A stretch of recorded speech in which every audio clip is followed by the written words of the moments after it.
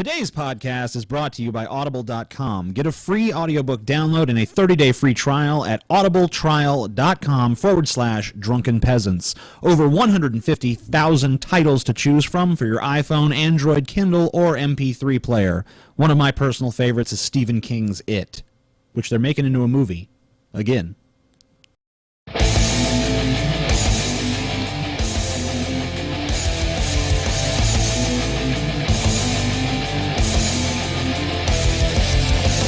Coming to you live from the frigid armpit of America, this is the Drunken Peasants Podcast with Ben and TJ, bringing you opinions of the news from an altered perspective.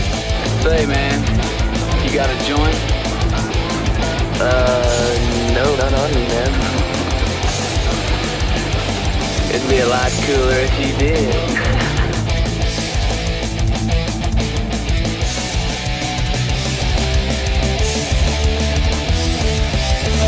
And now, here are your hosts, Ben and TJ. Hello and welcome to the Drunken Peasants Podcast. Every time I fucking see that intro, I always hope that one day it'll change and it'll be like, hey man, you got a joint? He's like, yeah, I do. Awesome. Yeah. I want to see that. I'm just tired of seeing Matthew McConaughey denied over and over again. I don't know if that'll ever happen. Yeah, they need to reshoot that scene. Yeah, it should be like in the director's cut. Yeah, I don't even know who directed that, but no, I would imagine it's not the type of director that would normally have a director's cut. It wasn't Spielberg. No, it wasn't even Ridley Scott. No, it was not. No, it was not Ridley Scott. What the fuck? I don't know. Where's like the picture-y stuff? Make that happen. Oh, hold on. I've got the perfect. Oh yeah, there we go. We'll put that up and we'll get Patrick Coleman on the line. Let's show that cartoon first. Yes. Okay, we'll do that instead. So a YouTuber by the name of fuck. It's on my phone. By the name of his fuck. name is not fuck, ladies and gentlemen. His name is not YouTuber fuck. by the name of fuck. A YouTuber by the name of fuck. Let's see. You gotta pull up the link again, even though I already fucking did it. The guy that did it is named Tithinian. That's Tithinian, and he animated a segment of the Drunken Peasants podcast. We were talking about a school whose principal he came out as gay, and the school was very positive and supportive. And it was kind of a feel-good story. And me and Scotty, my brother, we did a bit of a redneck parody version of a reaction to this story. And this guy animated it. I read some of the comments on the actual video, too, because he didn't actually include the story, just your redneck tirade that you guys did. Some people, thought that it was like a anti-gay video. Wow. Yeah. You'd have to be retarded. Yes, I agree. Once anyone sees this, they'll realize that confusion about that would be just absurd. All right, here we go. Anyone who doesn't recognize that this is satirical is an and imbecile. I'm deaf in it, which is kind of cool. Yeah, I thought you were a Nazgul actually. Well, we'll let them decide. All right, I don't even know. That's pretty amazing, honestly. Kill them faggots. That's all I got to say about it. Yep, hang them high. Let me tell you something, man. You got a fucking fag for a principal. He gonna spread his fag agenda faggots down on the children. Children are all faggots now because the principal's okay to be gay. Everyone's okay to be gay. This is wrong. Sucking dick left and right. This is wrong. Let me tell you something. If a man puts another man's penis in his mouth, are you gonna really trust him around your children? No. The answer's no. That is not what Jesus that ain't wants. gonna happen to my child. I put a bone in him. Yeah. So that's that. Yeah. So that's pretty funny. With that out of the way, let's call this guy. What's his name? His name is Patrick Coleman. I guess he has two names though, but I'll let him discuss that. Yeah. Sure. I'll let him explain how he has two names. So yeah, we'll get him on the phone right now. Here we go. He's a shaman, folks. He's a bunch of things. He's a shaman. He's a psychic. Yes. He's a medium.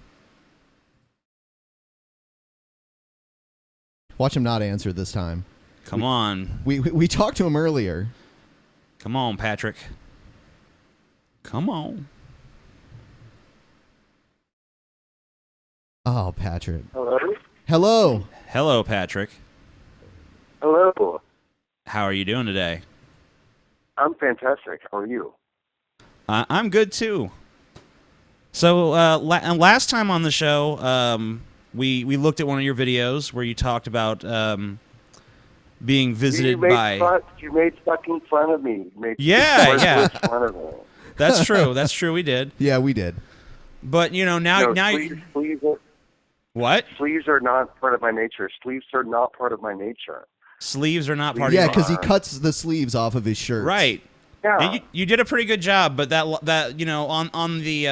on the right sleeve you did a good job, but on the left sleeve you got a little sloppy. I'll be honest with you, Patrick. Well, I mean, I'll be honest with you. I'm blind. Like I can't okay. really see. Oh, all right.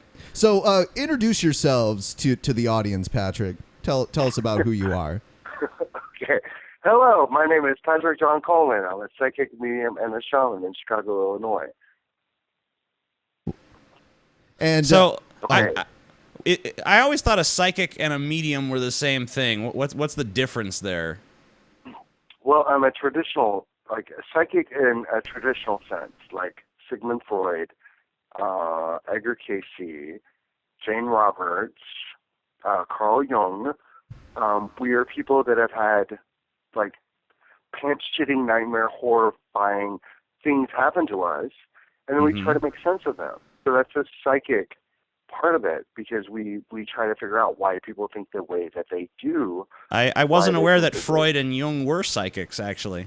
It's Actually, they were. They were. They Oh, okay. if you look it up, Carl Jung had Philemon. He had a community of spirit guides.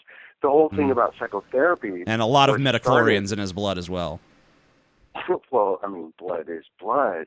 I mean, I don't watch TV, but the thing about psychics are, I don't read tarot. Like, I don't read, like, I'm not going to tell you your future. But I'm a traditional psychic in that I'm very interested in why people think the way that they do. Why are people? Does that make sense? Okay. Okay. Sure, I guess. Yeah. So the other question, if I could read your mind, is that you're like, why are you a medium? Why are you so much? Why are you a medium and a shaman? Why do you? I actually, what exactly is a shaman in your mind? Because your definition of psychic is a little different than what I would call a psychic, but maybe your definition. Well, what would you call it? What would you call a psychic? Someone who can read the future. Maybe has the ability to read minds as well. Well, I mean, I'm not saying I can't do that, but what would like? So in the last show that you did, you said he's an overachiever, psychic medium, and a shaman. So let's go piece by piece. Psychic. Okay, hold on. Talking to my spirit guides. Okay, so medium. You guys do a great job at exposing the bullshit. Thank you so much. Okay. Well, thank you. So medium. Like, next question. Go. My next question is why do you have this belief that you're not supposed to talk to us? Because you were telling us about that earlier off the air. Well, I mean, dude, seriously, like I got pulled into a van, and the van, not just a van. Seriously, my life was like the. Are you sure it wasn't like an SUV or like maybe a crossover hatchback, something like that? No, and it's the dumbest white trash CIA ever. Because they pulled me into a van and said, "You're not supposed to talk to these guys." So was it the CIA saying this, or was it the reptilians saying this, or who was saying this to Oh you? my God, it's so ridiculous. I mean, like when the reptilians show up, it's like, fuck, what are you supposed to do? When there's aliens in your apartment, what are you supposed to do? What you gonna do when the reptilians come for you? What you gonna do? What you gonna do? No. Okay, so next question. I'm Right. a psychic, medium, and a shaman. So what's a Right. shaman? Shaman, right? Go ahead. Okay, so a shaman is someone who has been to the spirit world and they've seen reality for what it is. So they're basically like performance artists that come back and help people. Like, can I heal a broken bone? Of course not. That's fucking crazy. But you have had things in your life that have hurt you. Like, everybody's been hurt. You have a broken heart, don't you? I mean, let's talk about your last girlfriend.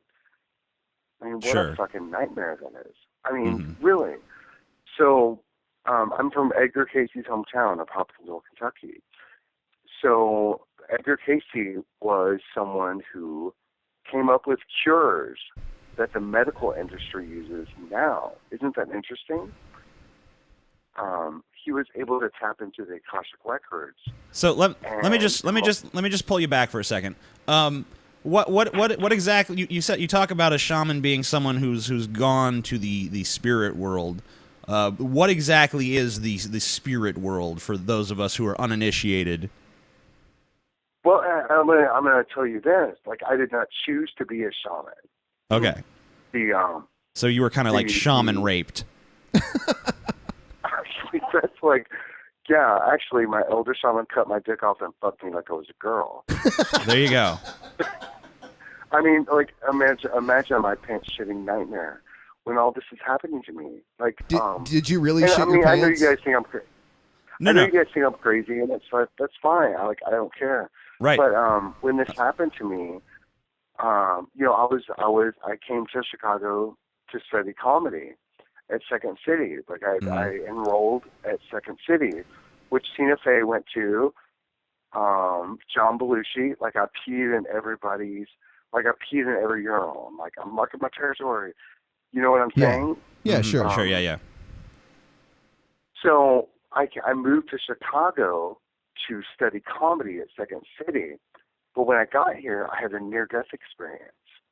And I was shown wonderful things like about this reality. And now I live on a street between two huge graveyards. And I died here. And now I'm somehow alive. It doesn't make any sense to me. Right. The world So does not make what sense to me. what was the spirit world like? That's what I'm kind of curious about. Like what did you see? What did you see or experience in the spirit realm? Oh, you're kind of making fun of me. That's okay. No. I want to No, know. but I'm interested because have you played Silent Hill? yeah, Have you played sure. Silent Hill. So is it like It's that? like Is it running around. It's like running around trying to find a key to some fucking shit that doesn't exist. It's like grabbing postcards for people. The spirit world is very much like trying to like deliver a postcard to somebody who doesn't even exist. I see. I call them spirit plungers. So, you know, you guys are atheists, and that's okay. Right. I love you anyway. But Thank when you. I was pulled into this, I may not even be. I'm probably an atheist as well because I'm pretty fucking pissed at God right now. But when you get pulled, like shamans are pulled into the spirit world, and they're shown things about this reality. And I see. like one of the tasks that I had to do was I had to go through all the trash cans in my alley and pull out the recyclables from the other trash. And so there were some spirits that were like, oh, he's not going to be able to do this. And there were some spirits that were So like, wait. yes. Wait, hold on. I actually have a question for him, really quick. Okay, here. go ahead. You go I have ahead, a Ben. question. Okay, now I'm not insinuating anything because you said that you got out and you were okay, but you were institutionalized at one point, correct? I'm about to be institutionalized tomorrow. So Oh, really? Yeah, they're putting me away. Are you? The No. government is putting me. Seriously? Yeah, like this is my last day as a free man. There's things that I can't reveal to you, but yeah. Have you seen Fringe? Fringe, the show Fringe. No, I've never seen it. No, I thought you didn't watch television though, so I don't. I don't watch television. I quit, but I'm going away tomorrow. You won't hear from me again. Okay. Okay. All right. So you're putting- gone. they're putting Like me away. after this Yeah. point, there's no more Patrick Coleman. You're just gone. Well, I'm not sure what's going to happen. The way okay. this world works, is if I'm not a psychic medium and a shaman, then why am I still doing this 16 months later? Okay. So I have a question. You kind of mentioned in your video that we watched last time. You mentioned that you'd had encounters with ghosts, with demons, with aliens. So that's kind of interesting. I was kind of wondering though, like what else is real? Like goblins, zombies, elves, trolls. Well, if you Like vampires, werewolves, like how much? Like I basically- mean, you obviously believe in some stuff that I don't believe in. So I'm just interested, in your world, like how much of this stuff is true? Like is all that out there, or is it just the stuff you mentioned before? the thing is that I have no beliefs. No I have beliefs. no opinion. No opinions. I don't believe in anything. As a shaman, if I start to believe in something, the shit gets crazy really fucking fast. So I see. I don't believe in anything. Like, I don't believe in anything. Things happen to me. They are what they are. Like, and I know it's like funny. The last time that I saw you guys on this episode, like, oh, he doesn't judge anybody. He doesn't judge anybody for being a reptilian or whatever. I mean, when reptilians show up in your apartment, you're like, what are you supposed to do? Get mad? Get angry? I mean, if don't know. If I told you that some Greys made sure that my oven was turned off, so that would stay home. I'm sorry. What'd you say? Isn't that ridiculous? If some what? So if I told you that some Greys showed up in my apartment, to turn What off is it? my oven, What are grays? Greys are aliens. I mean, it's so fucking ridiculous, guys. Like, I really cannot process the shit that happens to me. It's like, oh, some Greys showed up in my apartment to make sure my oven was turned off. Is that What like a lame the fucking classic white alien with the big head and the big black eyes and stuff? Absolutely. Oh, okay. Are So the here I'm laying in my bed, yeah? and then like some Greys show up to make sure I turn off my stove. Isn't that fucking lame? I mean, So that is the they lamest they traveled. fucking shit. Yeah, that's pretty lame. They travel across the universe, just like, hey, Patrick, turn your stove off, bro. You forgot to turn your stove off. I don't know. That's kind of actually how is that? That's actually kind of considerate of them. I mean, they traveled a long way just to give you that piece of information, and otherwise, maybe your house would have burned down or something. They're very considerate people, and I know you guys think I'm a crazy motherfucker, and that's great because I think you're crazy as well. Because we're all insane. No, I don't believe you're crazy. I don't believe anything at all. No, who believes? I have who no. I have believes in I anything? have no beliefs whatsoever. I'm like you. I've ascended to the rank of shaman. So Wow, how Yeah. did Are this you a happen? shaman? Yes, he is yeah, now. I just became one. Talking I to can you. tell just Yeah. by sitting next to him. Ben Oh my can God, tell the it's difference. Like instant. Yeah. It's like instant. So, Bam. TJ, can I talk Yeah. to you? TJ, Yeah. Sure. Go ahead. TJ, Yeah. I have a message for you. From who? I want you to throw away everything in your apartment that does not make sense. I don't have an apartment. I have a house. Well, you want me to I want you to go You want away. to throw away everything that doesn't make sense? Yeah, just throw What away is- everything that does not make sense. Okay. Give me what is the standard for what makes sense? Okay, so you guys are atheists, right? Yes. Okay, so have you looked at the work of Fidem Tabare and Joshua Luxor? No. No. Do you know that the female psychopath narcissist is destroying humanity? Mhm. Okay. The female psychopath narcissist. Yeah. Sounds like my ex. No, just- But bum.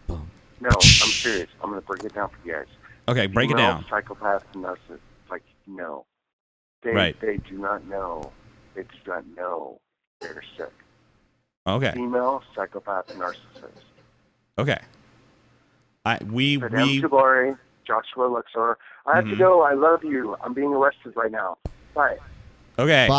Bye, Patrick. He got his plug in before he got arrested. Yeah, Patrick, Patrick is never going to post videos to his channel again. Yeah, I'll believe he that will be when gone I see it. tomorrow. Yeah. We were nice to him. Well, we were nice to him. I think most people expected us to be unkind. To him. No, the whole. Well, it's funnier if he's able to espouse what he believes. Yeah, and he deserves a place to air his views. He has an unconventional way of looking at the world. Yeah, and that's fine. That needs to be shared for them. Now, by the way, earlier he did tell us that when the reptilians captured him, that they took his computer away. But he did upload a video 5 hours ago, and he told us that he did it on his iPhone. But the thing about that is that it doesn't really look like it. You looks, guys can go to his channel and judge for yourselves. It looks like all of his other videos, which are supposedly from his computer. So just unless throwing he that out shoots there. all of his videos on his iPhone. Just throwing that out there. TJ's dying, and we're on camera now, TJ. Okay.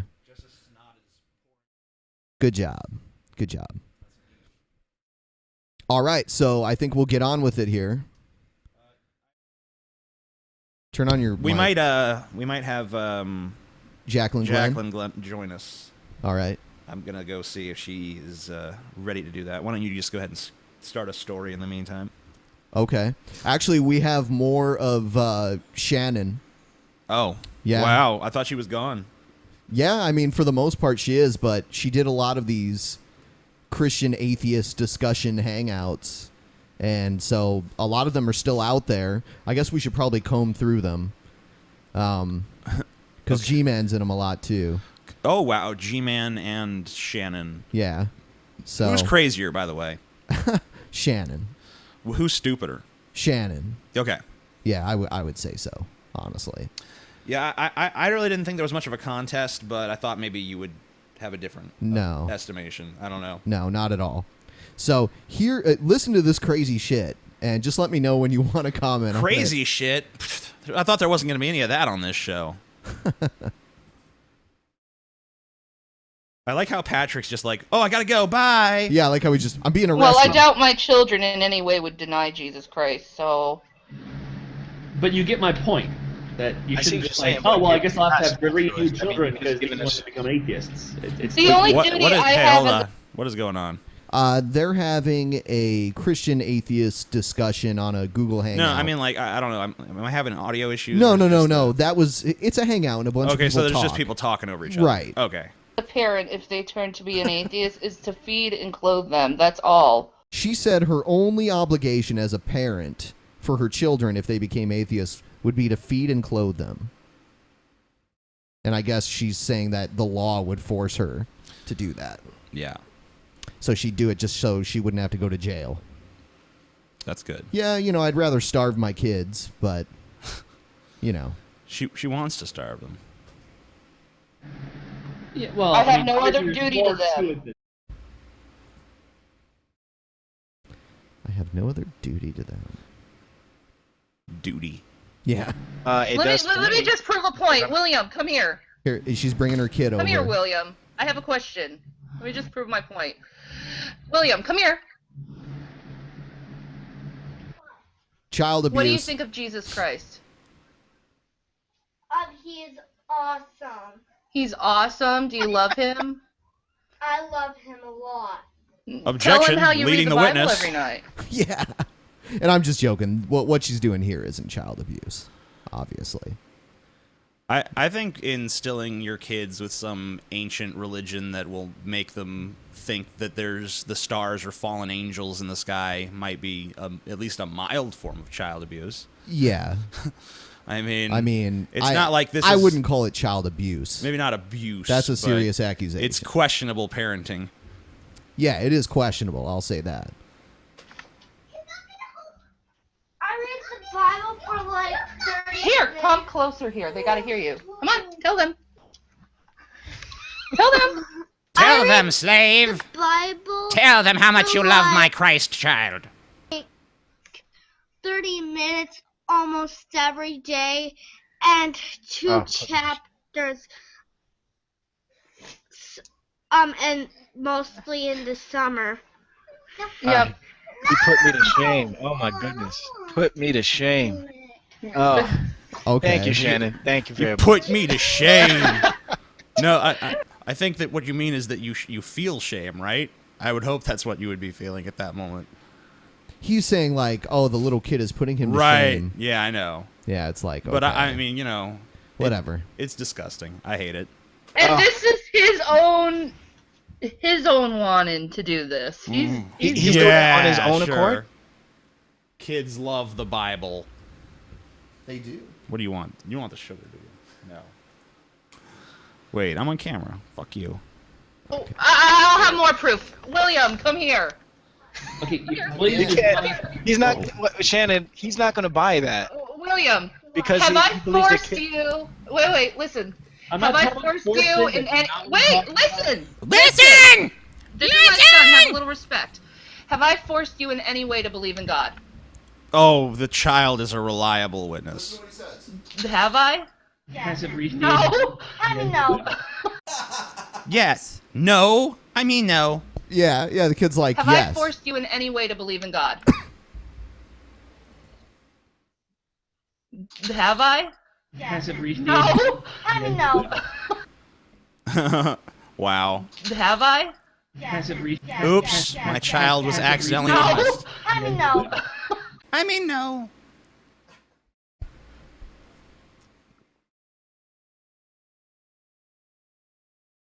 Have I forced you in any way to believe in God? Yeah, we get it. She's a hypocrite. Come on. Yeah. Have I? Passive reasoning. No. I mean, no. She's like, no. Have you I? mean no, you little bastard. Passive reasoning. No. I mean, no. Okay. Wow. Yeah, we can't read that video maker, whoever made this video. I do have some Vigilant Christian, by the way. Oh, cool. I don't know if you want to save that for when Jacqueline's here. Yeah, let me see if she's ready to come on. Okay. Jackie.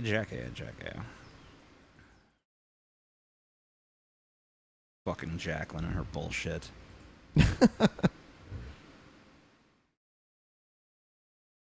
Someone in the chat room says, TJ, I love your man titties. Everyone loves them.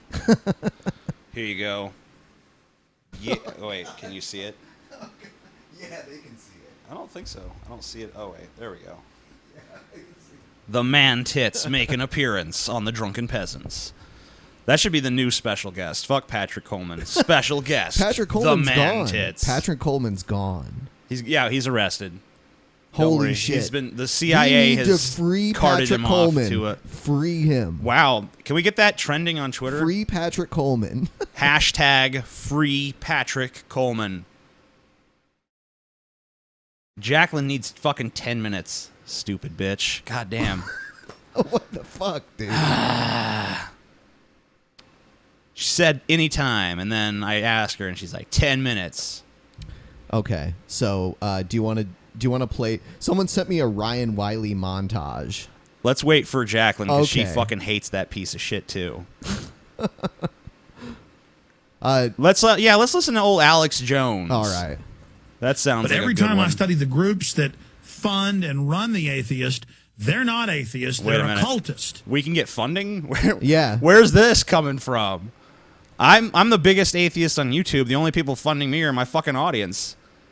Who's funding atheists? Atheists make money by selling like atheist books and doing atheist speeches and stuff like that. Your audience and random ads, basically. Right. Yeah, but the ads, the ads are basically just billboards being placed in front of people's eyes, and the people's eyes are there maybe to hear about atheism on my channel, but I do a lot of other stuff there.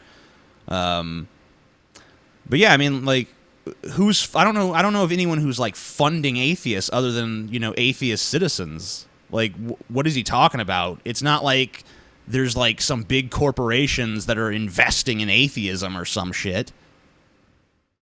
I don't know. I guess the only one they can really cite, and this isn't being funded by a corporation, but American Atheist is like the largest. Right, but isn't it powered by donations from its members? Right, yeah, it's definitely a nonprofit. Run of the mill atheists out there. I'm pretty sure America. it's a nonprofit, but I'm not sure. Sure. So he's saying that he's tracked it down to some nefarious source. So let's see what that nefarious source is. Of course. And by the way, the Vigilant Christian thinks Alex Jones is actually a part of the Illuminati. Of course he is. Don't you think that's the first thing the Illuminati would do is create fake dissidents? They just fucking... Those crafty fucking Illuminati, they're always planning something. They just put Patrick Coleman in jail, like live on our show. But little did you know... Holy shit. Little did you know that the Vigilant Christian is actually an Illuminati. No. Because they figure that, hey, some people are going to get sucked into this Alex Jones thing, but some of them are going to see him for the fake he is. So we'll have others who are under our control attack him and say that he's part of the Illuminati to hide the fact that they're part of the Illuminati. And I guess if they can't get people to be a cultist, they will just get them to become atheist, and then atheists almost always become supporters of eugenics and abortion, and humans are just blobs, and humans don't have any great destiny. And well, you're humans a blob. Are a parasite. I'm kind of a blob, too. And it's okay. You just can't ignore the fruits of these people. You just can't ignore the fruits. Alex Jones be staring at some man ass. Why you looking at that man's ass, Alex? Just can't ignore the fruits. Can't ignore those fruits. Oh, no. Oh, no. So is that the whole thing? Let me see. Religion. You see, you'll find at the highest level. I guess he's on the phone with someone here. Right. The so this is like a atheists compilation. really aren't atheists at the higher levels. They write books. These people worship Lucifer. Oh, so yeah. like It's kind of like Freemasons. Like, TJ, you're like a 33rd degree atheist. No, I must not be at the top because I haven't gotten to the Lucifer level yet. That's true. I hope that happens one day. I hope one day, like, I meet Richard Dawkins and he says, like, all right, TJ, you're ready. And he pulls me off in this room. Is like, all right, now I'm going to tell you the truth about atheism. We work for Lucifer. Yeah. The Bible is true. Yeah. And then I'll be like, wow. I know that's going to happen. And then it's like, do you want to be our puppet? It's like, of course I do. It's going to be lucrative, right? He's like, yes, of course. And they do. They love death. And I'm just in love I love with death. And I'm sorry for those that never experienced it. When they laugh at us. Like, unlike the Bible, which has, no glorification of death or killing. All these unhappy atheists and psychologists and psychiatrists that are all out there talking about how horrible their lives are and their incredible rates of suicide. That's kind of weird. I don't know if are atheist suicide rates higher than Christian suicide rates? I mean, that may be true. I don't know. But I mean, even if that is the case, that's not in any way indicative of some nefarious conspiracy on the part of atheism. I think they're buying it, Lucifer. Oh shit! I should have turned my mic. Yeah. Well, I mean, we've got a lot of atheists and agnostics listening. Even if they don't believe in God, our point is, as a scientific historical fact, the elites do, and they believe in Satan and destruction and blood. Okay, so where's the evidence for that? Is all I'm asking. Like, okay, I mean, maybe it's possible. Maybe the top atheists are secret Satanists, like Dawkins and Harris, and before he died, Hitchens. If he's really dead, Hitchens is probably just a bunker in the core of the earth, plotting the whole thing because he's like the head atheist that just orchestrates things from the shadows now. And I guess that atheism is the newest alternative to occultism too, is what he said. If it's just like a choice, wow. If it's just like a choice, that I would imagine you'd go with occultism so you could do all those rituals and shit, like naked women dancing around bonfires. I mean, I'd choose that over fucking rational empirical bullshit any day. So Yeah, one of the early things that Alex Jones got attention for was that he snuck into the Bohemian Grove when they were doing their weird rituals there. Yeah. And he got video of it. And it's like, whatever. It's a bunch of rich motherfuckers, like, you know, having, like, frat boy summer camp, basically. You know what I mean? No. And they're, like, burning a human effigy is basically what they're doing. And jerking off. Yeah, whatever. Whatever they want to do there, they all go there. It's like, It's just the rich I and mean, the it's just a rich, pretentious faggot circle jerk is all the fuck that is. Yeah. But he looks at it and sees like, oh my god, this proves they're worshipping Baal or some shit. It's actually Moloch. Moloch. He says it's Moloch. Moloch.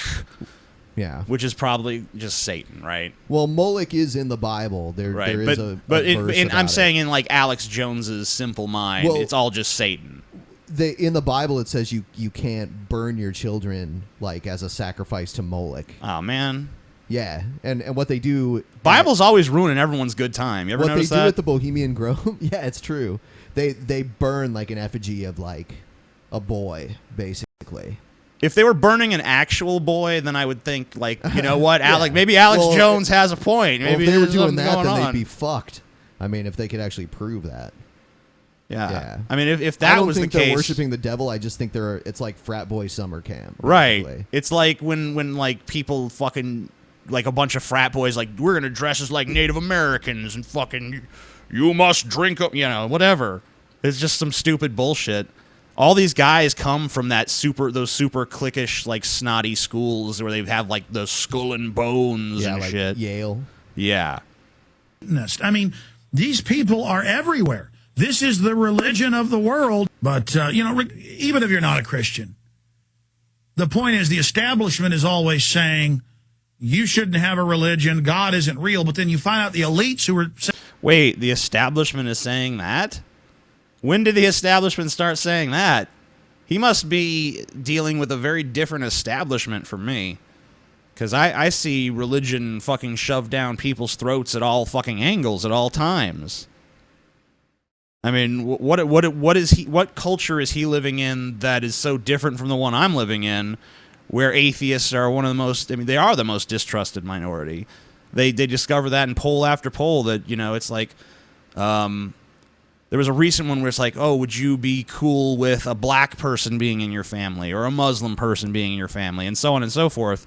And, you know, all of those things had huge majorities. Even the Muslim thing, which is kind of surprising in America. Like, I think something like 80% were just like, you know, that'd be fine, as long as they were, you know, a nice person or whatever. But when it came to atheists, it was only like 50%. So I don't see how he thinks that probably the most overly vilified and distrusted group of people in America, who literally half of Americans wouldn't even want in their own families. I don't see how he views that as the fucking establishment. Of course, I guess that he probably wouldn't trust those polls to begin with, because they come from, you know, what he would consider the mainstream media, which is, of course, controlled by what is his deal? Is it the Illuminati or the New World Order, or both? It's both. Okay, so the New World Illuminati. Saying they're atheist, 9 times out of 10 in my research, they turn out to be occultists who are Luciferian or Satanist. Where's the research? He keeps referencing research. I'm not hearing the research. Where is that exactly? I mean, is that just being cut out because this is a clip show? Is he going on to explain this stuff and I'm just not hearing it? You know, it was kind of funny when I was moving out here from New Mexico. I went through the entire state of Kansas, which is a pretty long state, and Alex Jones was on the radio throughout the entire, like, 6-hour drive from eastern Colorado all the way across Kansas. It's kind of funny. Like, out there, he's the news. They're newsin'. So do you want to move on to something else? Do you want to take a break while we get Jacqueline on the line, or let me see if she wants. I guess we can go to a little break right now. You want to do that? Yeah, let's just go to a break. We're gonna take a quick break so we can try get to get Jacqueline on the air. All right. Fuck you guys.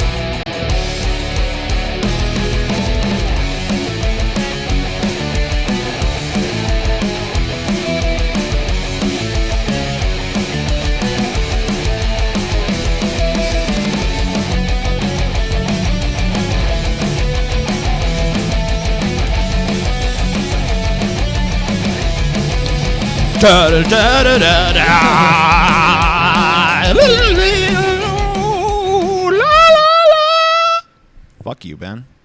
I was trying to jam. I had to cut you off there. I was trying to jam, Ben. Don't you understand? A man's got to jam when a man's got to jam. Yes, I understand. You had to jam. Now it's Understand the jam. What? TJ. What? Who? Wait. I can barely hear her. Yeah. That's Are you garbage. there? Yes. Hello. I guess I Can you can hear me? hear. Yes. Yes. Yay. Okay, cool. So what's your name? I am Jacqueline. Hello. What is your name? Is hello your last name, or is that like a greeting? I'm confused. It's a greeting. Oh. Jacqueline Glenn. Hello. Because I have, I've known people with the last name Hello. So. Okay. No, you haven't. Really? Yeah. What the fuck, Ben? No, you're an idiot. Jesus Christ. Oh my God.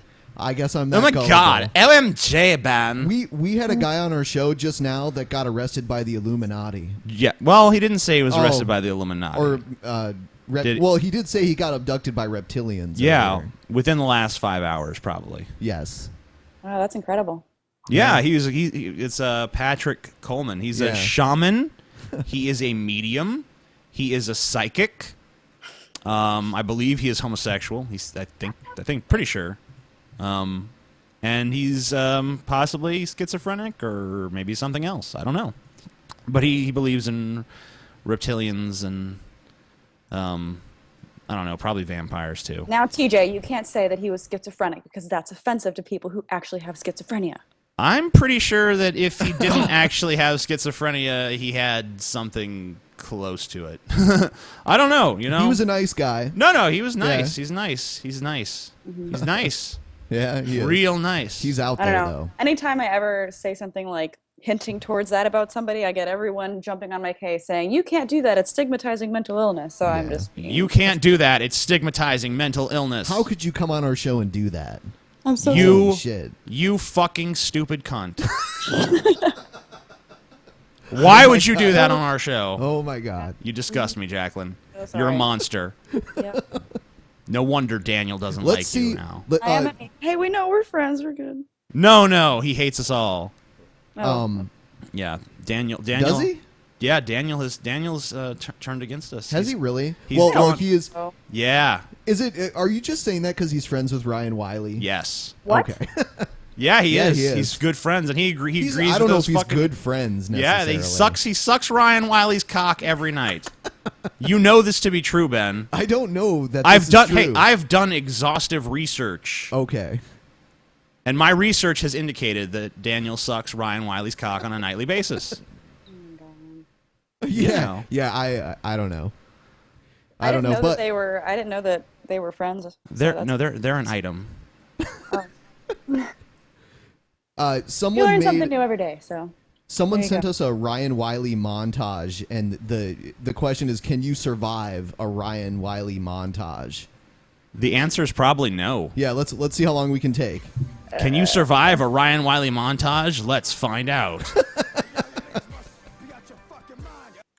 Can we turn it up? Time for some more free, unsolicited advice. Today we'll be talking He's about giving- Jacqueline hold Glenn, on. star of my... He's given us free, unsolicited advice. Thank you. Wow, I could never get that anywhere else. Yeah, thank you, Ryan. You're so I'm benevolent. Well, you know, it's Look at better. him, No, man. look, it's better when Ryan Wiley gives unsolicited advice because he's so smart. Didn't you know is. that he has a math degree? Did you not? Were you unaware of that, Ben? Are you not aware of is how this something- unworthy you are to lick Ryan Wiley's asshole? math degree, is this something that he says often? Yeah. Yes. Yeah. Yes. I If there was, actually, I if don't watch any of his stuff. The only thing I've ever seen from him are Was the a few one- tweets and the one that you did a video on.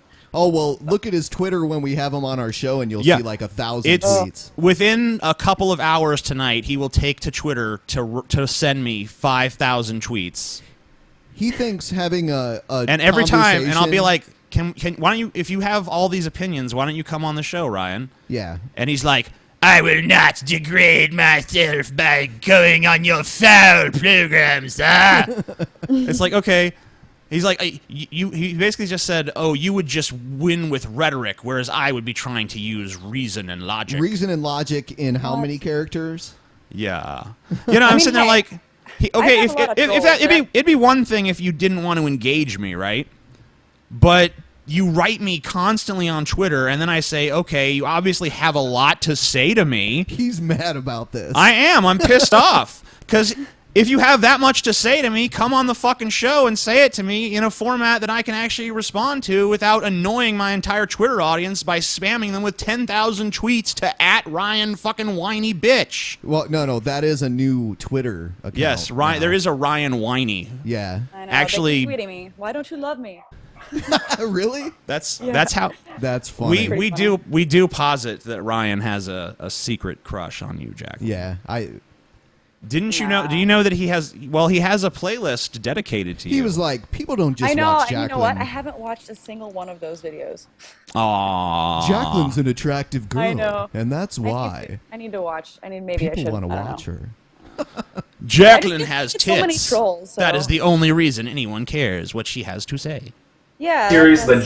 I heard him say that on whenever you did your video on him. It's like I'm sure that wasn't insulting at all. I mean, you know, something along those lines. No, I mean, honestly, I don't care. He's a feminist, though. Yeah, I love the feminists who bash me in ways that relate to my being a woman. It's like, you know, if you don't like my ideas, fine. But whenever you start using, words that are like, I don't know, whenever you direct your statements at my body or, something about me that's like feminine, or the fact that I only have an audience because I happen to be a woman, it's like, you're a feminist, really? I mean, PZ Myers did the same thing. It's kind of hilarious. Yeah, that fat, stupid fuck. Don't read our chat room while you're on here, because there's a lot of trolls. No, our chat room is very enlightened. Yeah. We attract only the highest caliber of listener here at the Drunken Peasants podcast. Jacqueline Glenn hate train hour. And I'd like to clarify that I don't actually hate Jacqueline. Like, I have nothing personal against her. Wait a minute. So he titled all the videos. But wait a minute. That's bullshit because actually even in videos he's done that we've responded to, he said, and that's why I hate Jacqueline. So he's kind of... Thunderfoot is a horrible person. He's kind of like, flip-flopping on that. It's like how someone prefaces a statement that's extremely offensive with "no offense, but." Like, I'm not racist, but I fucking hate me some niggers. Like something like that. I don't actually hate you, but I'm going to end certain statements with, and that's why I hate you, and title this string of videos, Hate Train. Right. Yeah, he did call it Hate Train. It almost sounds like a fucking abusive porno title. Oh my god. Yeah, I think I know what was going on in his head when he titled that Hate Train. Makes me think of Soul Train for some reason. Probably the word train. Yeah, exactly. That would probably be the connection. I think it's pretty obvious that I don't like Jacqueline Glenn, and that's mostly because I feel like she's actively trying to be my least favorite atheist on YouTube. Trying to what? I don't know. He has shitty audio. He's trying to... YouTube, I heard YouTube. So here's what Jacqueline should do. She should, one, maybe go on YouTube or, I don't know, somehow take a religious studies course and really understand religion. And okay, literally, so let's... Jacqueline, you don't understand religion at all. What is your fucking qualification to talk about religion, Jacqueline fucking Glenn? Or I guess maybe the fact that I was, raised Catholic and went to Christian school from kindergarten through senior year in high school, and then actually did take theology courses in college. But I guess, that's not important. I mean... No. That didn't happen, Jacqueline. You are a liar. Liar. I don't have a math degree, but I do talk about religion. Oh, that is the problem, actually. Your lack of a math degree. I have a bio If you degree. only had a math degree, you would understand that you're an idiot. I don't hear a lot of people that have degrees talking about the degree that they have. Why don't you know what he should do? He should get, how like some people put the pictures of their lover on their shirts or whatever, like corny shit, or their kids. He should have his math degree on a shirt so that everyone he meets can see, oh wow, you have a math degree? That's so special. And they tussle his hair up. Good job, Ryan. Congratulations on your meth degree. I mean, math degree. I've done videos that are scientifically related, like about biology and stuff, and at no point have I ever felt the need to be like, and I have a bio degree. Like, it's just so pompous. Yeah. Ugh. So he made a video about TJ recently. No one cares about your bio degree. They only care about your tits. Yeah. Right. Don't or you anything know? I have to say. Yeah, exactly. No. As far your audience watches your videos on mute. Let's be honest. You know, I am not going to deny that happens, but to say that that's the only thing that I have accomplished. You know, the only reason for any success is because of people fapping to my videos is a little bit offensive. You know, I just especially wonder. for someone who's a you know, feminist. no he's a offense. feminist. No offense to you, but like, there's better stuff you could fap to on the internet, Exactly. right? I say that all the time. There are girls that like have their boobs popping out in every single video. Like, Right. what's her face? Like you can in 5 minutes we could be watching like not even 5 minutes in like 30 more. seconds we could be watching like a girl shove a baseball bat up her ass or anything we TJ fucking knows. wanted to. Yeah, TJ knows. You could any fucking like bam there it is. But they're gonna just What are you, like, Emerald now? It's like bam. Yeah. I'm the porn emerald. Yeah, that's what you are. But no, like, but why would you jerk off to Jacqueline? You know? Thank you. It's yeah, just, I don't know. It's creepy and it's like, you know, weird, but I mean, I've done it a couple times. I'll be honest. A couple times? Just twice. Twice. You know, well, this week, but you know. Talk about like today. Today? Yeah. Not today. Not today. Really? No, I was too busy jerking off to other stuff. Jacqueline is a small part of my masturbatory schedule. Well, You pencil her in. Very small. Very small. Insignificant, really. Thanks. You're welcome. Once or twice, maybe. Yeah. So let's continue with the Ryan Wiley montage odyssey of greatness. Do you want to keep going, or do you want to play the video? No. Ben, do you not remember the beginning of this video? It's can you fucking survive? I cannot survive. No, we gotta get through this I shit. feel shit We that gotta I'm- go through this. I'm having a hard enough time knowing that I'm going to have to play another video of it. Engage. We'll do that later. Engage. Improving your content would just take maybe researching a half an hour before each video, making sure and reaching out to people. I'm going to write an assignment for you. I would like you to research for at least a half hour before you make your next video. Well, you I know, have a 'cause I math never degree. ever research anything. You know, I just kind of. No. You just pull. shit out of my ass. You just pull shit out of your ass. He actually tweeted me that one time, and I didn't know who he was. I just figured it was some, like, you know, religious douchebag trying to harass me. You know, don't you ever read anything? Don't you ever do any research? Like, they do research outside of reading the Bible. So that's always frustrating. So I responded, not knowing it was him, being like, yeah, no, I just pull shit out of my ass. He was like, okay. And then later on I realized, like, oh, that's that kid who makes all those videos. It's like, kind of funny. Someone who read that had no idea what was going on was like, this girl pulls shit out of her ass on her channel. I got to watch that shit. Yeah, maybe that's how you got so many people over there. Exactly. No, but he, you know, he's have you ever done have you ever done research on your videos, Jacqueline, or is it just you make it up as you go? I like to completely fabricate everything that I say. Yeah. Right. So, that's better because then you can just make any point you want. You know. Exactly. Like, actually, that's the Alex Jones approach. I don't know if we were just watching an Alex Jones clip a moment ago. You're familiar with Alex Jones? Yes. Right. We were just watching Alex Jones clip a minute ago, and we found out that atheists are actually secret cultists because he's done extensive research, and his research has indicated that. Yeah, a lot of people have done research and proved that atheists worship the devil too. You know, perfect. Yeah, Makes he sense. did. That's what he did. And he showed his evidence. Oh no, I'm sorry. He actually did not show his evidence, but he has evidence. That's the important thing. Evidence does exist. That there is evidence of something existing. So. To that, I would just say to have him go look at the most popular video that I have is that stupid response to the Ray Comfort quote documentary, Evolution versus God. If you watch that video, it's like a 15-minute video I made, like completely going through every single point and including, you know, all these different facts and science, and I use my textbooks of college and stuff. You know, it's not like I just totally, you know, made shit up. So I mean, if he wants to see videos with research, you know, go through my videos. Some of them, honestly, I just do videos on stream of consciousness type things, you know, an opinion that I have on a feeling that I get about a certain situation that I've encountered with my family. Jacqueline, how to no, handle look, it, you know? no, you can't do that. You can't do that. Every video, look, no, Jacqueline, you have to follow. If you want to be successful on YouTube like Ryan Wiley, you have to follow the Ryan Wiley recipe for success. 30 minutes. And that requires at least 30 minutes of research before each video. Well, I mean, if I'm making a video about my experience with No, Jacqueline. You have to research your experience further. In the comments section of every one of your videos, I need a detailed bibliography. Right.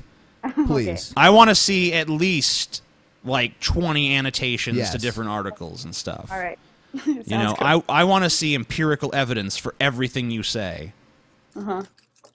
Even just like your opinions. Well, and at stuff. least 30 minutes worth of evidence. Right. Yeah. That's what you need, because that's all you need is this 30 minutes. Exactly. What other tips does Ryan have for Jacqueline here? This is so interesting. People who might know a little bit more than you, and trying to make sure that everything you're saying is okay. And I'll even offer, right? I have an email. I put it in my... Wow. Really? Wow. Ah, He's desperation. offering. The scent of desperation. Wow. Wow.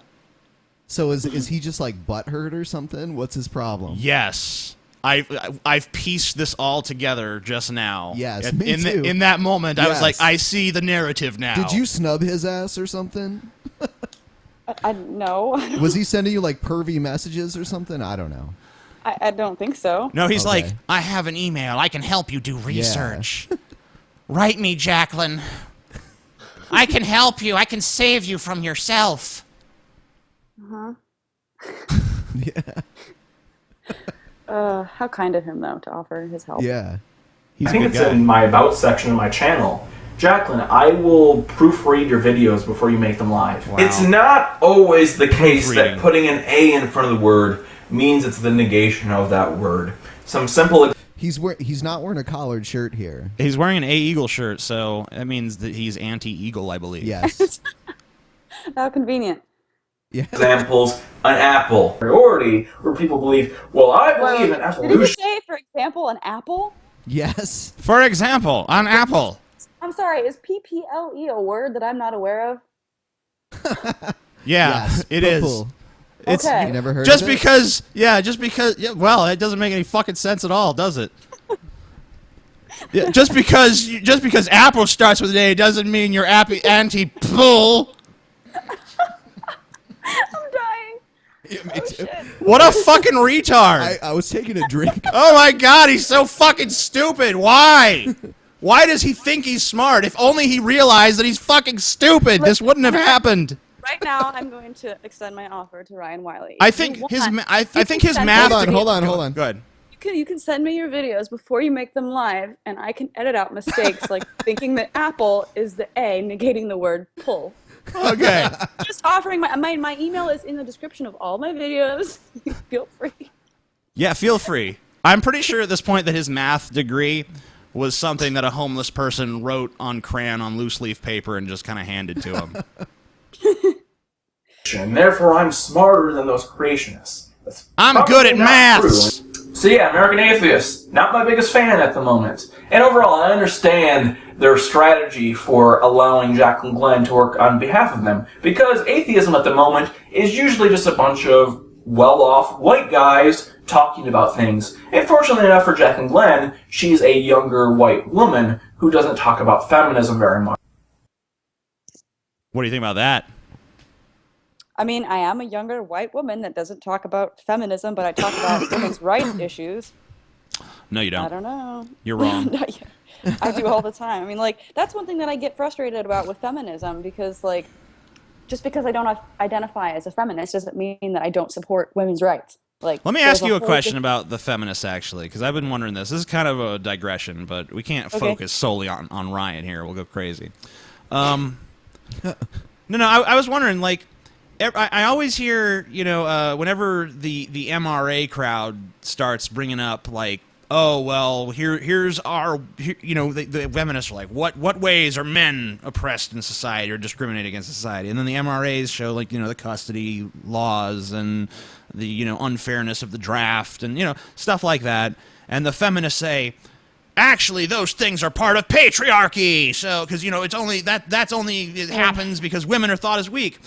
But I'm just kind of sitting there like, okay, so if we all agree these are problems, what does it really matter what the cause is? Why can't why can't there just be like, let's work together to solve these problems that we both agree are bad? But instead, it's like, no, let's quibble over what's causing them. Or I let's mean, quibble over what we're being called specifically. right? You know, that's really. I mean, like, they're just like, let's compete for like these bullshit labels and distinctions that are just kind of meaningless anyway. Yeah, I mean, like I did a whole video about it titled like I'm radical feminist because I wanted to make the point that why don't we just say gender equality or you're fighting for equal rights among everyone? Why do you have to label it feminism? Because I mean, think about it. If you did that in terms of the atheism movement or whatever the hell you want to call it, you could say I'm an atheist, which I'm sorry, Ryan Wiley, but that actually does mean not a theist. Would you actually go around saying I'm a Christian and I'm, a Islamist and I'm a Buddhist and, like I'm anti every other religion? Or would you just say I'm atheist or anti-theist? To put specific labels on every single different tiny category, to me just seems so Yeah, then it useless then and it just gets divisive. stupid like metal genres, you know? It's just so dumb. Like, use one word. But I don't know. Word. One word. Patriarchy. Yeah. I don't know. Yeah. I think it's Wait, dumb. we're not. All right, are we continuing with this Ryan Wiley shit? If you want me to, I bowed out a while ago. I want to get through this. Do you really? I want to. Yes, I want to get through it. We got to take the challenge, Ben. We're not going to do the other Ryan Wiley video. Fuck that. We're just going to do this one. Okay, sure. You do get to enter for free, but American Atheists won't pay a dime for your travel or lodging expenses to get to Salt Lake City, Utah, which is nowhere near most major cities. And how gracious of them to offer 10 whole products. Wait. What did he say? He said that they wouldn't pay for what? Something about them not paying for travel expenses. I don't even know what he's rambling about. They actually did pay for my travel expenses, so... I don't know. Is he talking about himself there? I don't know what's going on. I don't know. I don't even know what's going on. Okay. Let's keep going. Prize is worth a value of $40. That's a $400 value in total. But hey, if you're not well off to take advantage of this opportunity, they might point you in the direction of ride shares and shared lodgings. But if you don't want to share your time with a complete stranger, too bad, so sad for you, because apparently atheism must be a subculture of the well-off. I mean... So he's complaining. He's bitching that it costs money to go to the conference. I mean, like, they can't just put it on for fucking free. You know how expensive conferences is? It's like really, really... Right, he's acting like the conference... What is the conference is supposed to roll out the red... Hey, Ryan Wiley's coming! Roll out the red carpet! Throw down the flower petals at his feet, for he is a fucking perfect being. I mean, there are conferences you can go to that are free. I mean, Skepticon is free. So if you need to go to some event that's yeah, but they're not going to pay for his hotel though. So, and they held this conference in Salt Lake City, Utah, which wasn't near anything. They did it on purpose because of whatever. I'm not going to go into the reasons, but it had to do with Mormonism. So. No. It was just a slight against Ryan so that he couldn't go. I care about those people who'd want to come anyways. Well, this is pretty much what is happening with American Atheists. They decided to create a really crappy contest where even if you enter, they then own your content and can do whatever they want with it. Now, usually when you do these type of contests, the organization owns the right to use your content. They don't own it. No, they want ownership. Which means, if they use your video, they don't have to cite if you have a YouTube channel, if you have a Twitter, who you are, what your name is. They might put some of those things in, but they're being charitable by doing it. Values. Okay. But I'm assuming the rules of this contest were there up front for anyone to read before they entered. So I don't really see the point. I mean, I specifically had to mention that fact in the video that I made for them. I mean, there's rules like that for almost any video entry I've seen for different things. Like, they want to own the rights to your content because of legal reasons, because shit's happened before and people get sued, and they're a nonprofit organization. They can't afford that. It's kind of a cover your ass type of move, you know? No. I'm sure if you ask for a citation or something like that, it's just they would purely give it to out you, of but it's spite. just legally beneficial to say that. No, it's purely out of spite, Jacqueline. Right, okay. Think about what Jacqueline Glenn has done in her 2 videos He's obsessed with you, Jacqueline. about Islam. Her big arguments have been that Muhammad has done a lot of wars, therefore he's not peaceful, and that he married a young girl, therefore he was a pedophile. But for many of these Muslims, they already believe that Muhammad is perfect. So even if he married a young girl, that's part of his virtuousness. So you have to understand, the axiom starts with Muhammad being perfect. So you're not going to attack that by saying, well, Muhammad married a young girl, therefore he's a pedophile. So you're not allowed to refute the assertion that he's perfect by showing evidence that he's not? Apparently. But I mean, I guess I get what he's saying, that, you know, if someone just assumes that he's perfect, then everything he does is perfect. Therefore, you're not going to be able to change their minds by pointing to things that you think are imperfect. But I mean, yeah, but you know, it's the same thing with people's interpretation of God. To say that God isn't great or God isn't awesome and point out the horrible things that he's done, like, I don't know, genocide. Right. I mean, because it's at some point it becomes hard to defend, right?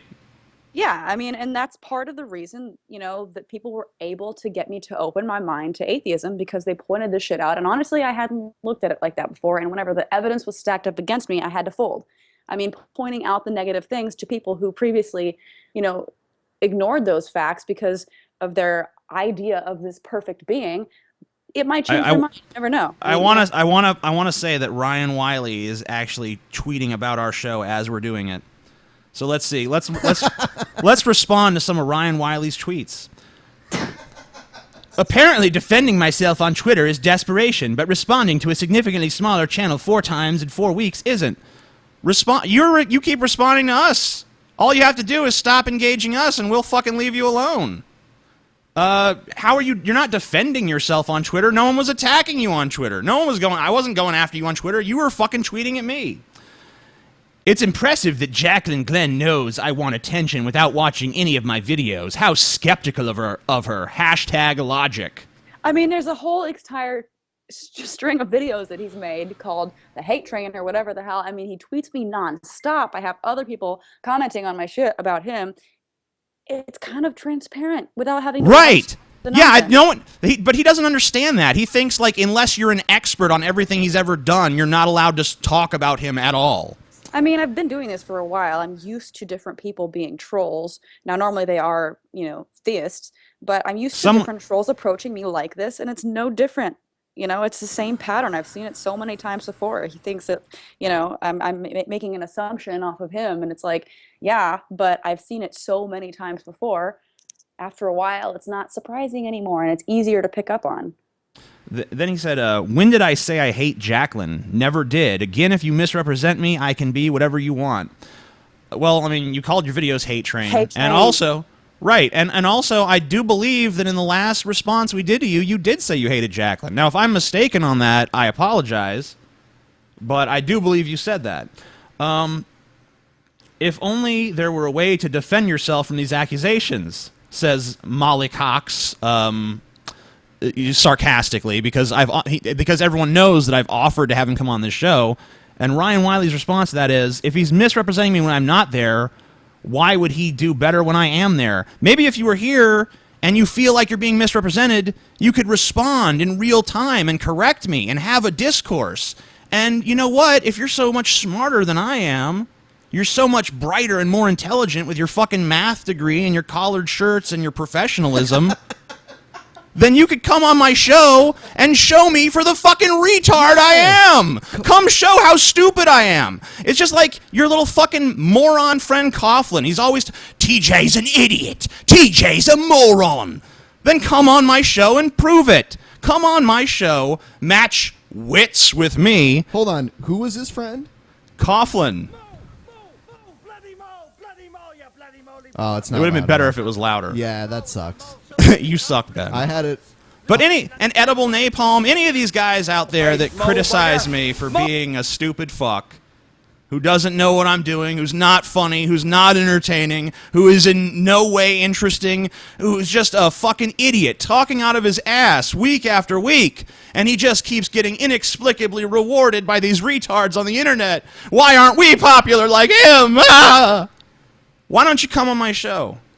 Come on my show, have it out with me. Show the world how fucking stupid I really am.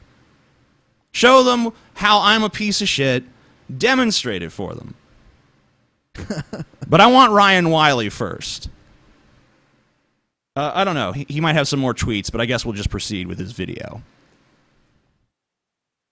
Okay. Okay, it's not working. Oh shit! What was his friend's name again? Which one? The one that you said his friend was like fighting you or something too. Coughlin. Yeah, Coughlin. Do you know who he is? No, I thought it rang a bell, but I don't think I've interacted with him. He's an English Wow. guy. And yeah, he used to. He's had a lot of channels, kind of like Brett Keane has. Yeah, a lot of his channels have vanished over He's the very years. similar to Brett Keane in that regard. Yeah. It's the wrong way of thinking about things, and it's very relatable to saying, well, Muhammad had a bunch of wars, therefore he's not peaceful. Really, you have to ask the question, who is Jacqueline making these videos for? Because in several parts of that second video response, she says, oh yeah, this Muslim made this video for other Muslims. But I think for a lot of people who watch Jacqueline's video, it's pretty apparent that Jacqueline doesn't make videos for religious people. She makes videos for people who are non-religious. We got through it. I didn't get through it. I would have stopped watching it. You suck, Ben. No, I don't. Yes, you do. There are some Wait, I people don't- asking. So what do you think of that last point, I Jacqueline? don't make videos for religious people. I make videos for what? Just atheists, or I didn't hear what he said. It kind of cut off, but I mean, it was basically just saying you're preaching to the choir. You're just making videos for the other atheists out there. Well, in a sense, I am. I mean, there are a lot of atheists out there who are closeted or who are afraid to even maybe admit to themselves that they're atheists, or they're on the fence. You know, I'm trying to get those people. And also, there are a lot of religious people out there who I make videos for. Not every video is intended for the exact same audience. You know, there are videos out there. Not even all your videos are atheist videos. Right.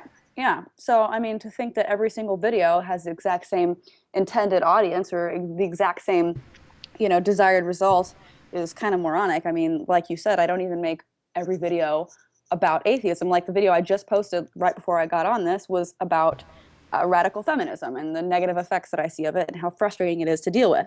You know, so it's not always about atheism. And whenever it is about atheism, sometimes I am directing it towards atheists because they're too silent. And really, whenever you're trying to get something accomplished, having a large percentage of people who agree with you be completely silent is not helpful. So I'm trying to get those people to speak out and do things and vote, you know. So yeah, sometimes videos are directed towards atheists, but I have a lot that are for Christians and are more soft-spoken and are a little bit more not dumbed down, but phrased in a way that is not going to, you know, immediately get them pissed off and stop watching the video kind of thing. So, I mean, it just depends on the video. Yeah. We're going to play... I have to calm down a little bit, too. In some No, of my you videos. didn't. It's like, You're angrier. In my videos? No, you're right. You used to be a little angrier. I missed that, Jacqueline. You need to get the rage back. Well, what needs to happen in your life to There was a fill you little with more anger? edge before at the beginning, I would have to say, and a little Christian too. I think it's I think it's just about anything. Like whenever you do anything, you're more, I don't know, more radical almost in the beginning. Like whenever I first decided to become a vegetarian, I was way more radical about it. And I was talking to people and making them feel bad about eating meat. Now I'm like, I don't care what you eat. I'm just doing this for me. This is what I personally think. I'm not pushing it on anybody. And now it's kind of like that a little bit more. I got shit on for eating veal yesterday, actually. Both my brother and Ben were pissed at me. I know people who are not vegetarians who are against that too. So I can see Yes, it. and they both had like steak too. So it's like, no, it's okay once they're older, but when they're little, just come on, don't eat them when they they're lock them little. in a fucking box and don't let them move. They're fine. They like it. Yeah, they like it. the box. So Jacqueline, I watched your first video and you mentioned that you liked Onision back then. Do you still like Onision? Just a question. I haven't watched his stuff in forever.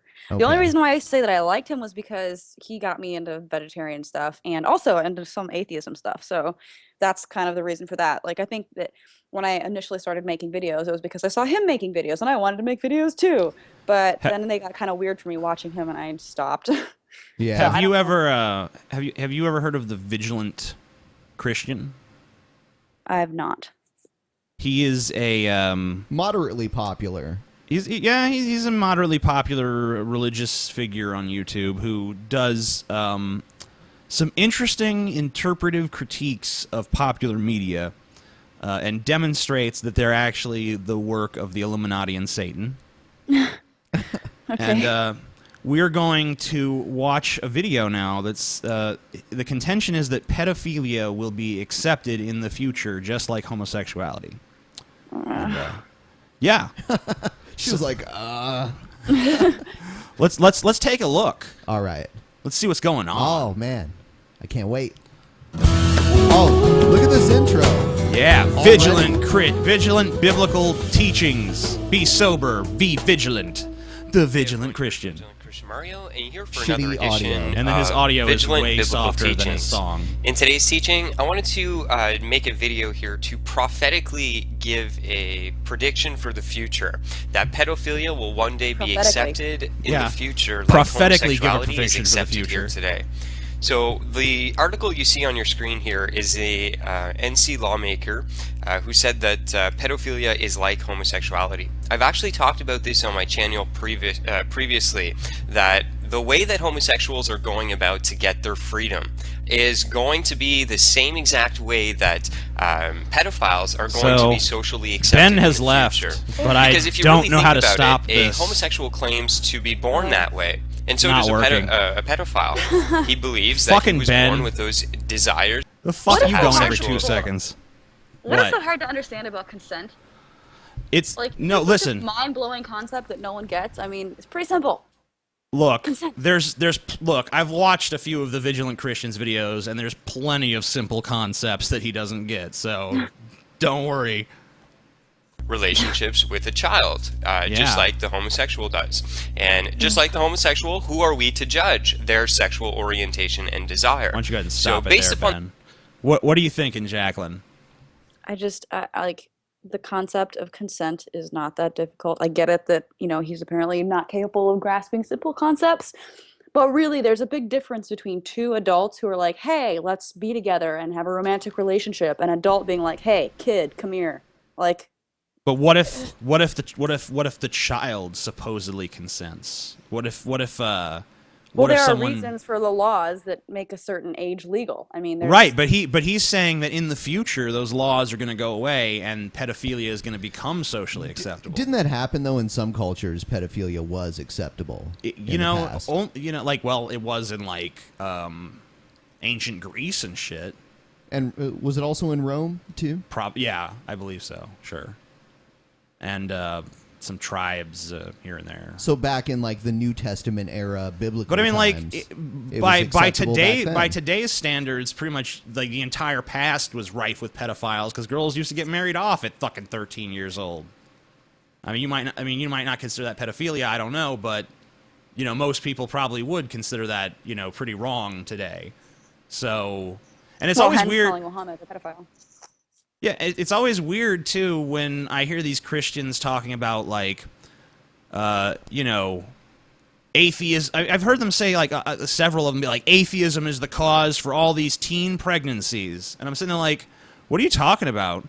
You know, you're the ones who endorsed this ancient worldview where really in those times, you know, people were considered adults by the time they could you know, they hit puberty and could actually reproduce. So I mean, yeah, and I have seen very few atheists ever oppose birth control. So right, it's the Christians that do that, but they seem to they have this cognitive dissonance or this disconnect in their brains where they just don't see that ever. No matter how carefully you explain it to them, it's just like, wrong, you're wrong, Jesus, right, you Satan, you Satan. Satin. He's controlled by Saturn. I see that all the time.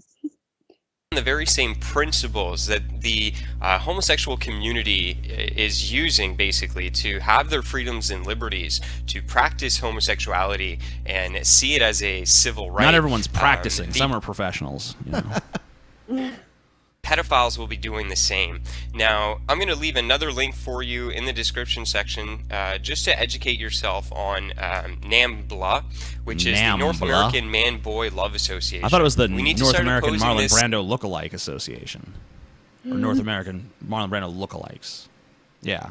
Pretty sure that was what it stands for. Twisted, evil organization that seeks to make pedophilia normal, accepted within society.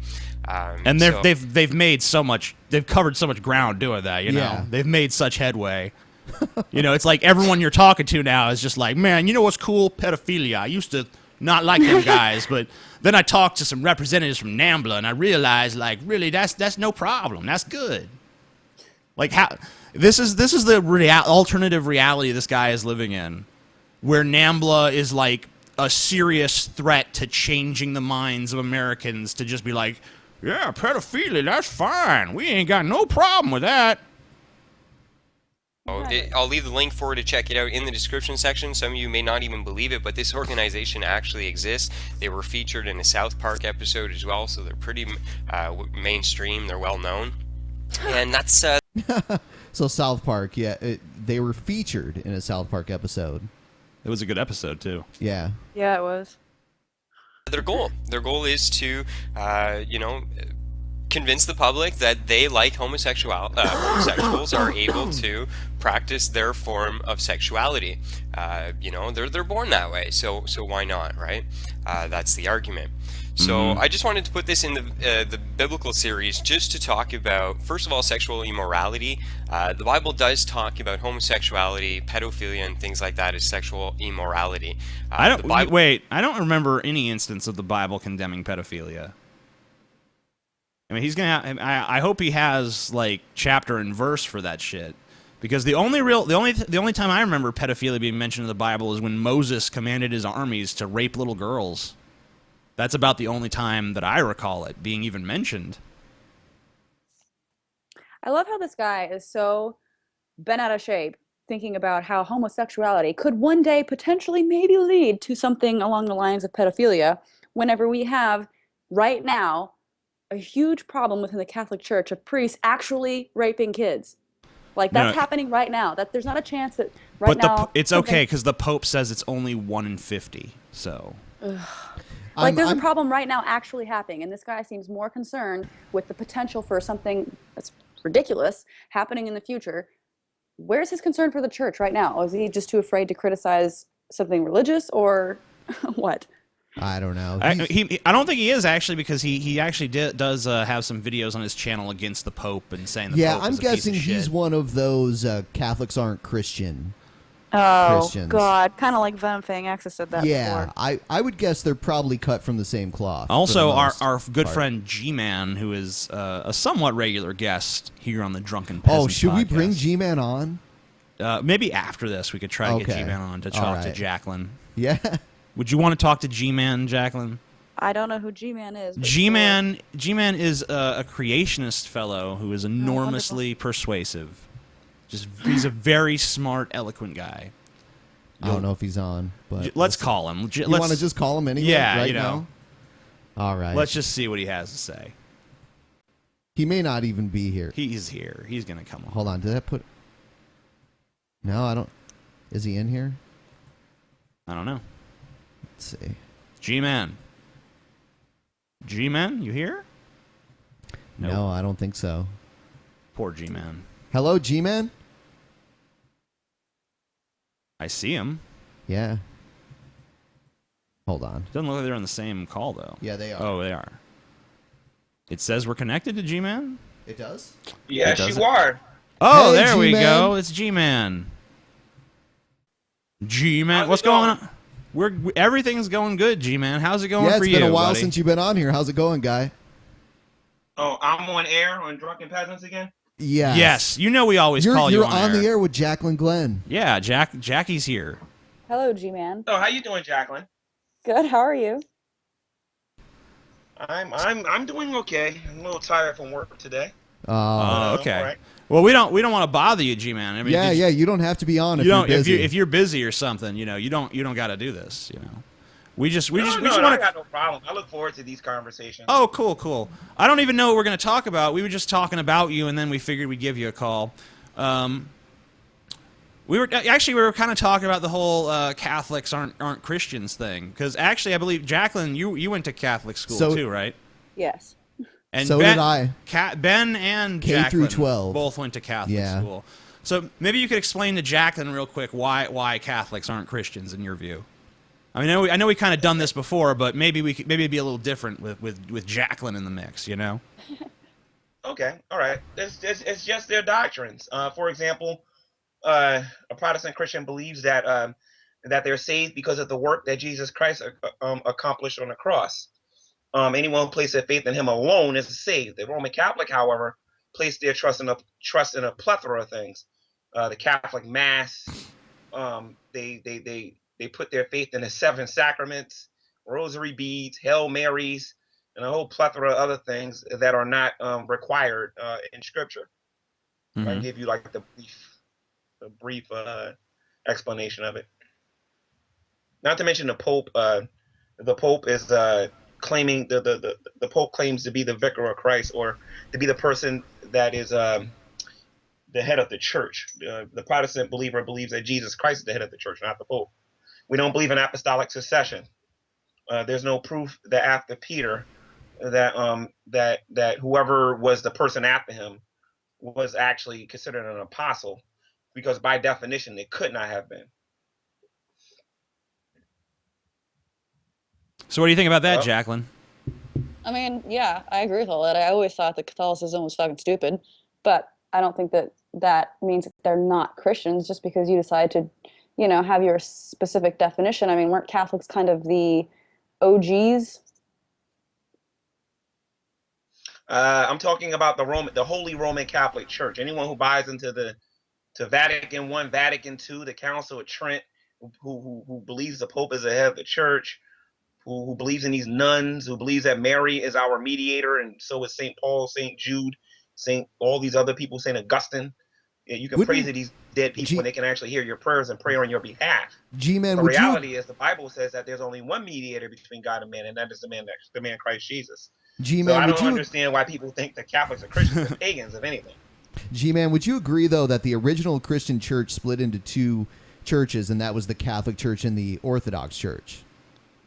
Would you agree with that? Yes, if I'm not mistaken, the Greek Orthodox Church during that particular time was first, and the second, then the Catholic Church broke away from them. No, they were the same church, and then they broke apart. It wasn't that it was the Greek Orthodox Church. It was the Roman Empire Church, basically.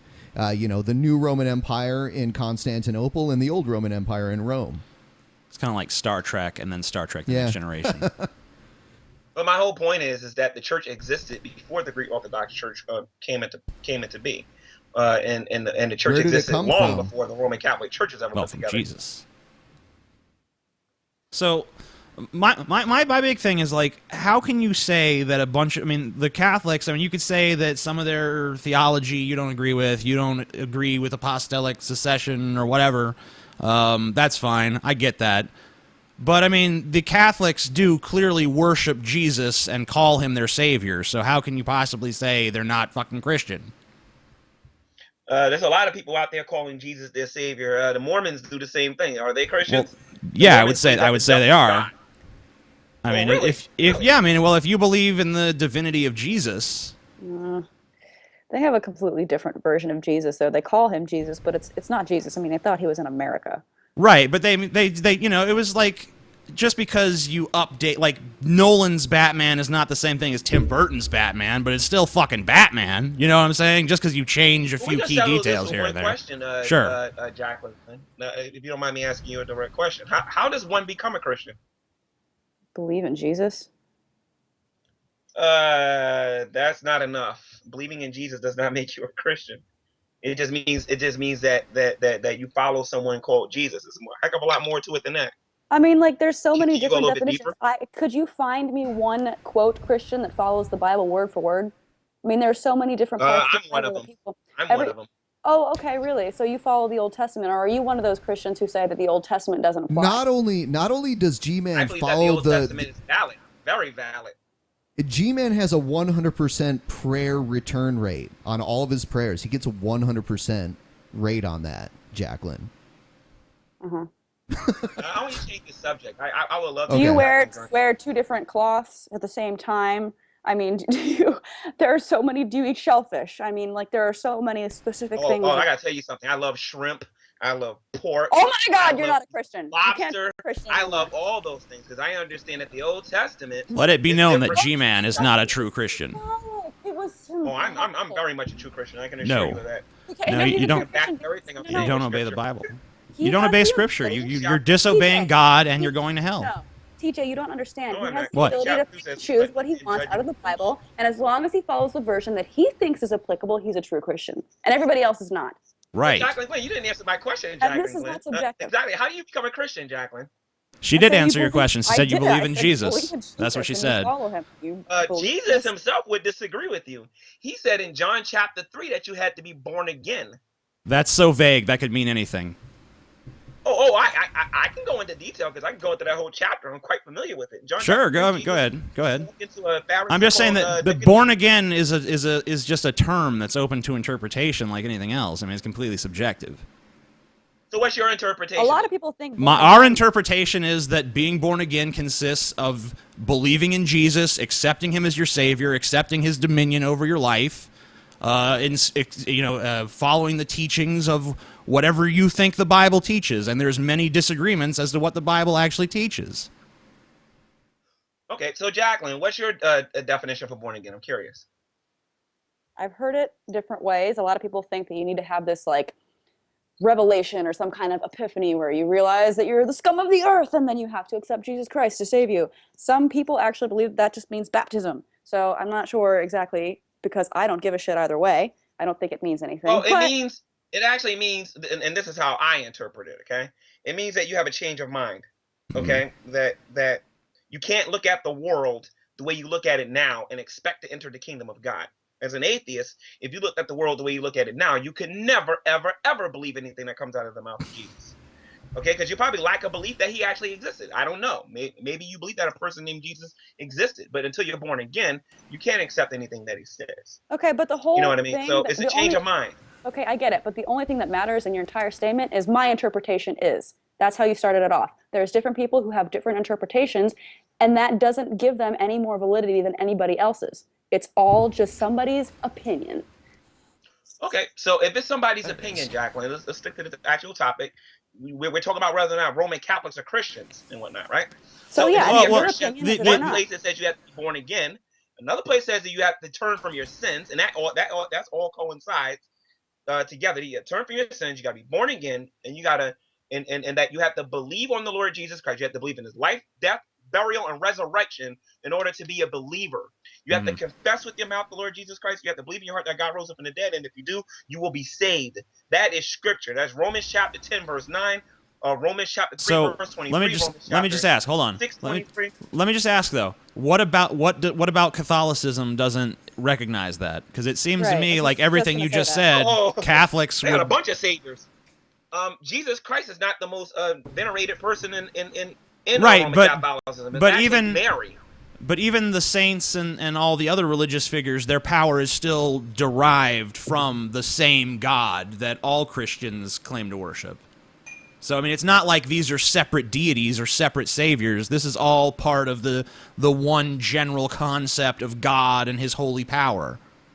TJ, you're building an argument based on ignorance. Everybody who Okay. calls himself a Christian Oh, is a okay. Christian. I'm sorry. Listen, TJ, listen. No. I'm sorry. I apologize. I didn't know I was doing that.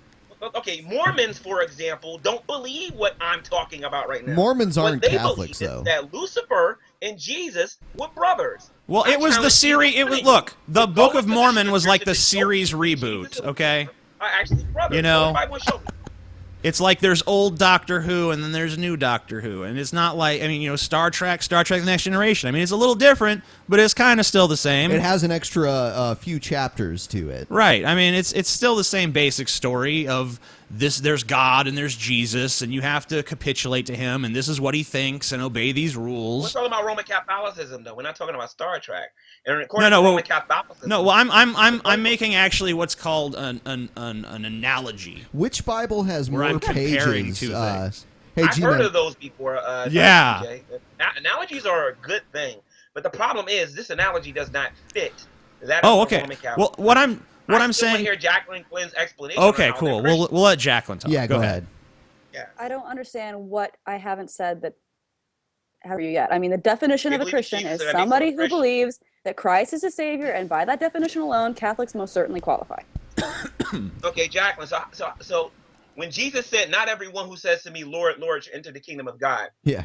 how do you interpret that? When he says that not everyone who says to me, Lord, Lord, shall enter the kingdom of God. And then in Matthew 25, when he says the same thing too, when he gives examples of people who say they was a Christian, but was found that they were not a Christian and they were eternally separated from God. Right. How do you interpret? The problem is that you're asking me how I interpret something, which completely invalidates anything I'm about ready to say because it's all based on subjective opinion. But I will play along. I don't really get how this is that confusing, to be honest. Like, it's just frustrating to me. But you could say that people who claim to be Christians don't, quote, enter the kingdom of heaven because maybe they said they believed something but didn't believe it in their heart, or were only saying it to fit a part of a group, or maybe they said it for personal reasons and didn't actually embrace the true meaning of being a good person, etc. You could interpret that. Being a good person isn't going to make you a Christian. Okay, I know that. Yeah. Hey, Gman. We see demonstrations of that constantly. Gman, does the moon exist? Oh God. Yes, the moon. Yes, the moon exists. Does it emit its own light? Scott? It's Ben. Yeah, Ben. The moon exists, but Jesus said that not everyone who calls me Lord, Lord, will enter the kingdom of God.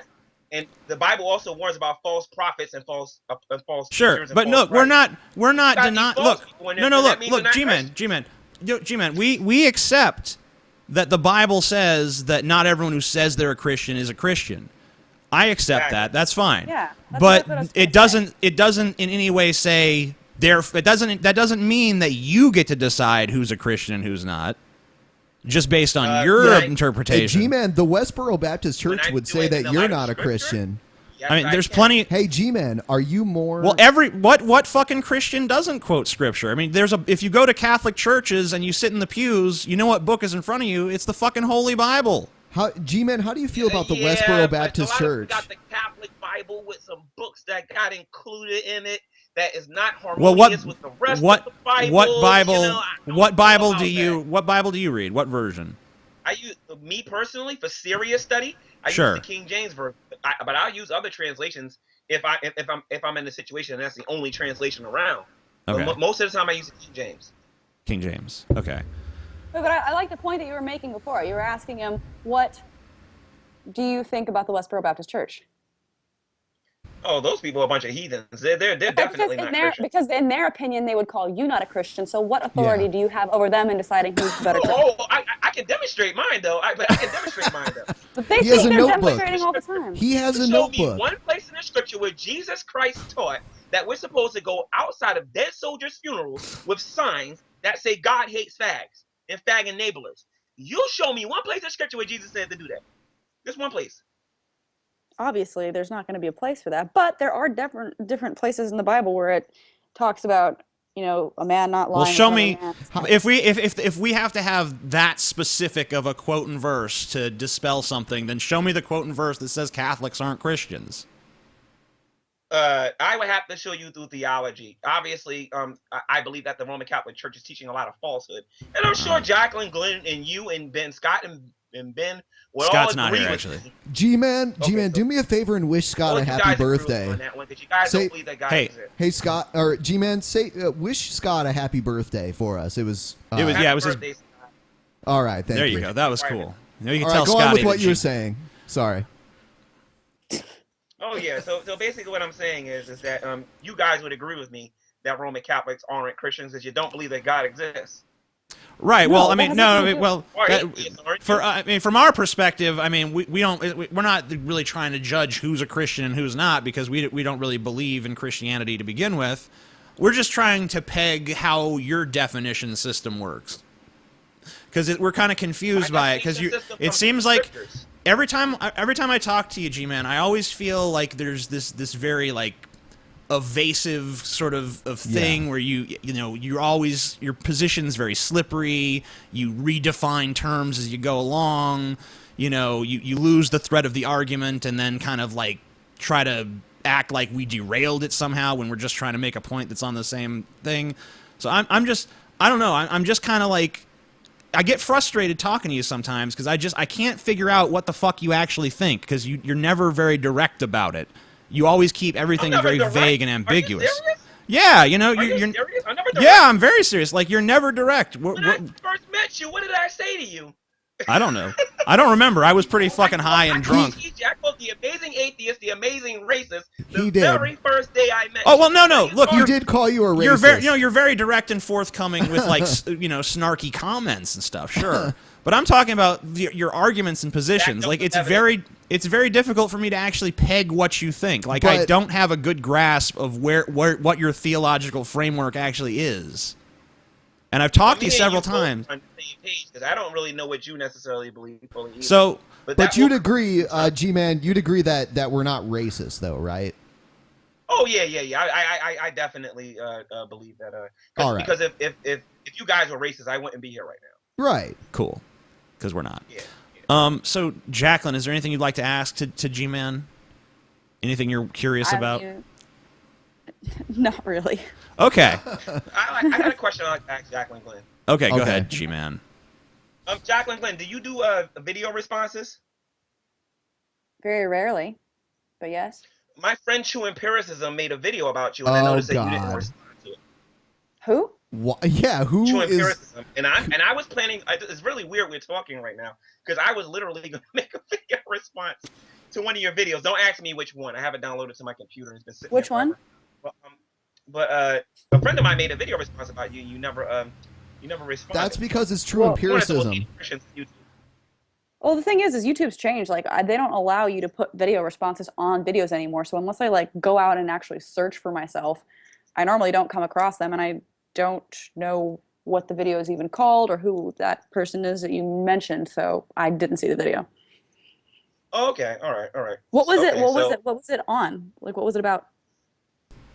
You said something about Christians. I forget. Yeah, I really forget. That one video you did on religion. Hey, can we pull up True Empiricism channel and see this video? Really? Yeah, I'm curious. I want to see what's going on here with this video. This True is Empiricism TJ is asking me to play a True Empiricism video, but TJ didn't even want to talk to True Empiricism ever again. Well, I guess that it would only be fair to bring him on again if we watch it. Empiricism in next time? No. Maybe you can. We'll put a pin in that for a second. Who is this? I want to know about this person. It seems like you have a history with them, TJ. So I'm kind of curious. Yeah. Well, True Empiricism is he. I don't know how to describe it. But he was in here once, and we kind of had like a heated discussion where he asked me a bunch of what I interpreted to be leading sort of trick questions. You didn't answer my question. And then he, every time I tried to answer one, it was like, you didn't answer my question. So I got pretty sick of him pretty quick, and just kind of fuck it.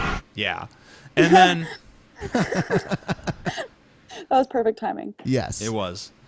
I'm doing something right for a change. I know I want a rematch with. I have a request. I want a rematch with Thunderfoot. No. I want a rematch. He kicked my butt. He beat me the first time. No, you said that you won, and we played the Rocky music for you. So you now feel like you didn't win the debate. Well, you weren't prepared for the debate, I lost that though. debate, and I made it very clear I lost. Why did you? No, you said that you won. It's out there for everyone to watch, man. No, I said I lost. He beat me. The video is called my lost. Gman versus Thunderfoot. You said that during it, though. You said that you won, and then we played the Rocky music for you. So yeah. Yeah. If you look at the title of my video, I said I lost. So what it? On public right now saying I lost. Why do you feel like you lost in retrospect? Yeah, when you said that I you did won. a very poor job of talking about his when he was asking me did I believe that evolution was plastic or something like that? So I want to talk to him again and start off with some questions. And what else did you do, G-Man? What else did you do to Thunderfoot? Like what did you do at the end? I was imitating his voice. His accent, right? For crying out loud. I was trying to be funny. Yeah, it's fine. That's the tenor of the show. I liked how you called him a hoe, but not really. You were like Thunder. Well, no. You said Thunderfoot ho, and Thunderfoot was like, he just called me a hoe. But don't you watch wrestling? We do. Yeah, we all do. Me and Ben do. Jacqueline probably doesn't. I don't know. Jacqueline, do you watch wrestling? Probably not. No. I didn't think so. Yeah. Jacqueline Glenn, do you debate? Because TJ's afraid to debate me. I've been asking this guy forever to debate me. What are you talking about? We debate all the time on the show. You come on here and we have our little spats all the time. a rap G-Man, battle. what's the name of this true empiricism video? We're supposed to have a debate, and you keep telling me we're gonna have a rap battle, and it never happens, and your fans are mad at you. I'm very busy. I'm sorry. A rap battle? What about a Yes. debate? Yeah. G-Man makes rap videos. Should we play one of those I'll instead? debate you or Jacqueline Glenn. I'll even debate Ben for crying out loud. No, you don't want to debate me. Even That didn't you, end Ben. good the last time. Ben has to get drunk to debate. Yes, and I'm not that Okay, so I wasted. tell you what. I tell you, get drunk, drink as much liquor as you want, and then debate me. I already did that. That's happened once before. If you Oh my couldn't goodness. tell that I didn't even know what was going on, you would have known that I was wasted. Jacqueline, And I was- you should have been here for that show, Jacqueline, because it was hilarious. Ben was so fucking drunk that he kept asking the same shit over and over again. Yeah. And I was kind of like, oh my god. So G-Man, what's the name of this true And I also empiricism? want to talk to G-Man. Dusty and give him All right, G-Man, we're trying to find this true empiricism video. What is it called? I'm looking. He makes a bunch of videos, so I don't 'cause even we know. don't see it. I don't see Jacqueline's Go name. to his in the- channel, True Empiricism. And you're Yeah, gonna see I'm that he made a there. video. I don't see. How long ago was it? Okay, how about this, Ben? Hold on. Hold Is on, it- no. I okay, see we one. found it. I Yeah, see we one. found. I think we found it. Yes, thank you. But Jacqueline Glenn, how would you feel about a debate on the existence of God? I think I can beat you and show you that God exists with my answer prayer argument. Okay, but you understand how many people have experiences About, like that? well, where look they- at all the contradictions in the Bible. Never mentions any of them, and it advises. Pause that shit. All right, we're gonna watch this true empiricism video here. Can we put that on the screen? Yeah. I can't see nothing, by the way, guys. Let me Oh, go hold on, G-Man. Hold on, G-Man. We're gonna share the screen with you in a second. Should I do it? Cool. Yeah, just go ahead and do that. Do. All right, you should be able to see our screen in a moment, G-Man. Can you see it? Nope. No. All right. No. I'm just I gonna don't go know. to your channel. It's gonna be out of sync, but we'll just see. All right, let's take a listen to what How long true is this? empiricism. It's how long has it been? I don't know. I can't read it from here. Oh, good. Just play. All right. Are you all right, Jackie? Are you? I'm all is your good. is your psyche collapsing? Not yet. Not yet. It's This about video to. is going to be a very quick response to Jacqueline Glenn. Jacqueline Glenn is claiming that she is going to disprove Christianity or disproving Jesus. Can I stop it now? Oh, okay. And she goes on talking about well, look at all the contradictions in the Bible. Never mentions any of them, and it advises everybody to go and look on Google. Well, I can do the exact same thing. I advise everybody for any supposed accusation. Can we just go and Google it, because you will more than likely find a response. We can we just say really quickly that the annotation placement in the video is horrible? Yeah. I'm already about to fall asleep, G-Man. When does this get good? Just watch it. Okay. This is the Jacqueline Glenn one. Just watch it. Right. Every single supposed contradiction thrown out at these atheists. Majority of it is just misunderstandings and ignorance that needs Bible studies to be taken into consideration of a different language also. This girl, she goes on talking about there are similarities between Horus and Mithra, and even if you can disprove these, you can't disprove all of them, because there's a lot of other gods that were before this. Yeah, you can. And for a real quick example to show you how these people who are trying to compare these things don't have a clue what they're talking about, and they're just basing these things off of their ignorance and their understanding of Christian society. Well, we celebrate Christmas on the 25th, for example. You see a consistency with the supposed gods when they're trying to parallel them to Jesus Christ, where they are supposedly born on the 25th, which many of these gods are actually disagreed upon as to whether or not they would have been born on the 25th, depending on, these Egyptian gods or whatever. It wouldn't have mattered if they were even born on the 25th, because guess what? Jesus wasn't born on the 25th, and anybody who actually does research. G-Man. Yeah. What's going on with this guy? Can you even explain to me what he's talking about? Okay, I'll tell you what. If you guys let me bring true empiricism on the program, No. I'll let him speak No. for I already know- himself. I already know am not going to do it. I've already seen. Okay. I haven't seen this, but I've seen people commenting and saying similar things to this guy. he starts off by saying that my attempt was to disprove Christianity, and within the first 30 seconds of the video he's referring to, I laughed at that notion, saying it's impossible to disprove a negative. So right off the bat, he's already wrong about the intention of my video. And then he goes on to talk about details and specifics, like the birthday being on the 25th. The point is that very few parts of Christianity seem original. That's the point. It's so clearly plagiarized. I would love to debate you on that. I would love to debate you on that someday. Someday, Jacqueline. Because I disagree with you 100%. Someday. Yeah, okay. Oh, I don't doubt that's the it. problem with you big-time YouTubers. You know, you guys get so big, you forget how to actually defend your Oh, position. G-Man. That's why yeah. I want you to actually debate me. I want either TJ. What's that, G-Man? I either want TJ, Cult of Dusty, Thunderfoot, or Jacqueline Glenn. I can throw you in the mix too. It doesn't make a difference. I fear no atheist. I don't believe that you guys can prove that there is no God. Well, you can't prove one negative. has ever said But that I they can want prove that God exists with my answer prayer argument. I can prove it. All right, G-Man. Thanks for being on. We're gonna have to let you go. We got a few more things we got to get to. All right, cool. All right, we'll get back to you on that debate Thank thing. you. Why don't you write me privately or something, and I'll see what I can do on that. All right, I'll do that. All right. Thank you for being on, G-Man. No problem. All right. So, Jacqueline. Could disprove God? Has anybody ever actually seriously attempted that? I mean, come on.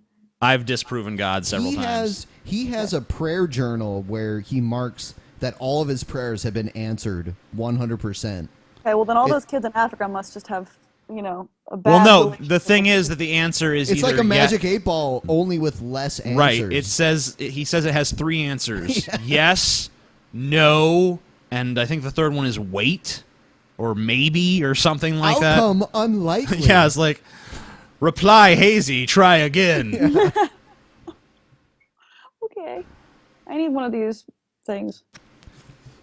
Yes. What do you think of that of G-Man, Jacqueline? Fuck it. I think he's the typical person that I deal with almost in my family. Like they're very similar. They have the same arguments, and it seems like no matter what you say to them, they always have an answer, because whenever you have something made up, you can change the rules as you go along. I feel like it's similar to when you were a kid and you were playing with your friend and they were like, "Oh, I just stabbed you," and you're like, "No, but I had on this armor," and like you can keep changing it the whole time. Right. Even whenever you kill them, they're like, "But no, I had a magical shield around, so that's why I'm actually still alive." I'm actually carrying the resurrection stone, so even though you killed me, I came back to life. Okay, well, you came back to life, but I have a magical power that allows you to not come back to life. Yeah, well, I have a magical power that says that your magical power is invalid. Like, I mean, it just seems like that's the type of argument you have with these people, because whenever you have something made up, you can continue to manipulate the facts or manipulate the story. It's like, it's either mysterious ways is the answer, or it's, you're never going to be able to come. Has there ever been a Christian rock band called Mysterious Ways? There needs to be. No. No, because there needs to be. That's a good name for a Christian rock. If you're a Christian rock band listening to the Drunken Peasants, no. Mysterious Ways. That's your fucking band name there.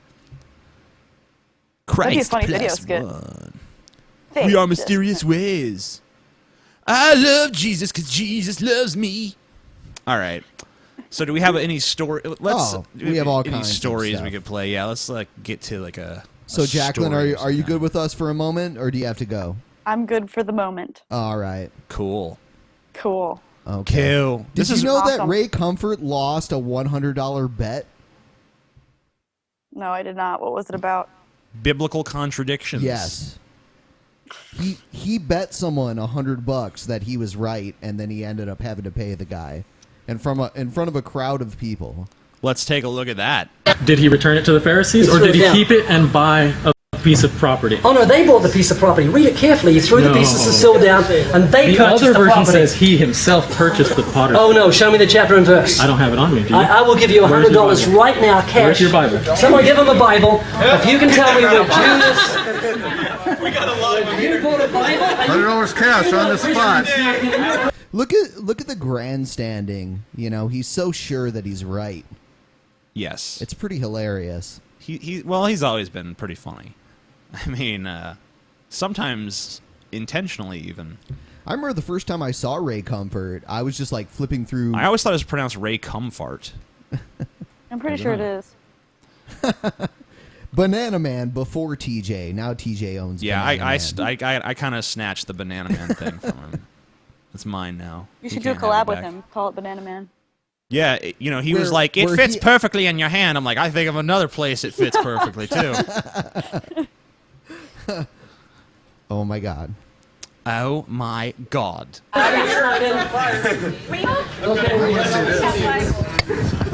Seriously, he gets $100 cash if he shows me where Judas purchased the field with the sunlight. That's very important right there, because that was the condition of the bet. The bet was that there's a contradiction between the Pharisees and Judas using the money to buy something. The land. The land. The land. Whatever the fuck that means. The land. Keep the land in your hand. We've had plenty of Christians on here, including Gman, that claim there are no contradictions in the Bible whatsoever. Yeah. I have a challenge. $100 right here. Right here, on camera. Now, Right here. this man, not now the Pharisees, now this man acquired a field with the price of his wickedness. Oh, sorry. Let me read the description. Hope you got cash on you, Ray. Ray. Hope you got cash on you, Ray. Of course he does. He's a religious huckster. He's got fucking money out the ass. That's for sure. Hit the door, so what's the second? So what is the contradiction you're saying? You're saying the Pharisees, in the other version, the Pharisees buy the field. In this one, No, not the- Judas buys the field with the money he kept. Did not return to the Pharisees. So who bought the field? Judas. Judas bought the field. And in the other version that you were quoting, the Pharisees bought the field. Okay, I'll give you $100. Bam. There you go. $100. That's awesome. Yeah. I bet Yeah, that Comfort guy's is a like pimp. freaking out right now. He's probably shitting Yeah. a little bit. He's like, he's probably not, honestly. He's just kind of, he doesn't matter. I mean, if people were going to be dissuaded by stuff like this, it would have happened long ago. So I don't think he has much to sweat. But yeah, but he's got a little bit of a pride thing, I think, going on. It probably hurt a little. Maybe a little. But it was a glancing blow to his ego, I'm sure. At best.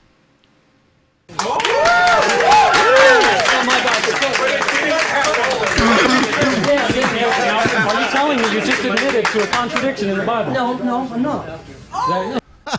No, he's not admitting that. He just paid the guy, and then he's like, "Did you admit to the Bible contradicting itself?" No, I'm not. Well, how does that work? Let's hear that. Not admitting to it? No, I'm saying I made a mistake about what it says. Here we come, you two. No, I'm saying I made a mistake about what I said. About what it says. But it still says two different things in two different places, so how is that not a contradiction? Like, it's not. It's not, TJ. Okay. It's not. I'm sorry. I didn't realize that it wasn't. I thought it was because it sounds like one. It's not. So stupid. One person says the Pharisees buy the field. When does it say Pharisees? Give it to us. I gotta find the other version. Find the other thing. The soul and condemned, repent himself. He brought again the 30 pieces of silver to the chief priests and elders, saying, I have sinned in that I have betrayed the innocent blood. There we go. Yes. What'd you think about that, Jacqueline? I think it's awesome seeing somebody do that to him. But I mean, like you said, it's not gonna. Unfortunately, it's not going to affect people's respect for him who already agree with him. So, yeah. I mean, it really wasn't a serious contradiction anyway. I mean, there's biblical contradictions I think are a little bit more difficult to just explain away. Like differing eyewitness testimonies to the same event are pretty common, even in like I think they chose that because it's not open to interpretation. Right? at all. It's just it's like when the Bible says that one guy. There's a few different like changes in genealogies like that. How do you explain that? I mean, there's no way to say like, oh well, this was his father, but this guy was also his father. Like, what is the Bible endorsing gay marriage now? What's going on? Yeah, I don't know. I don't think people really care about those types of things because they explain it away by saying, "Oh, it just got lost in translation." You know how many times the Bible's been translated? It's like, really? Then how can you account for any of it? Right, but I mean, yeah, that's the kind of thing. It's like then the Bible. Oh well, that might just be a mistake. I thought the Bible didn't have mistakes. Well, it has some minor mistakes that are not really consequential, but all the important stuff is intact. Right. We have a way of knowing that.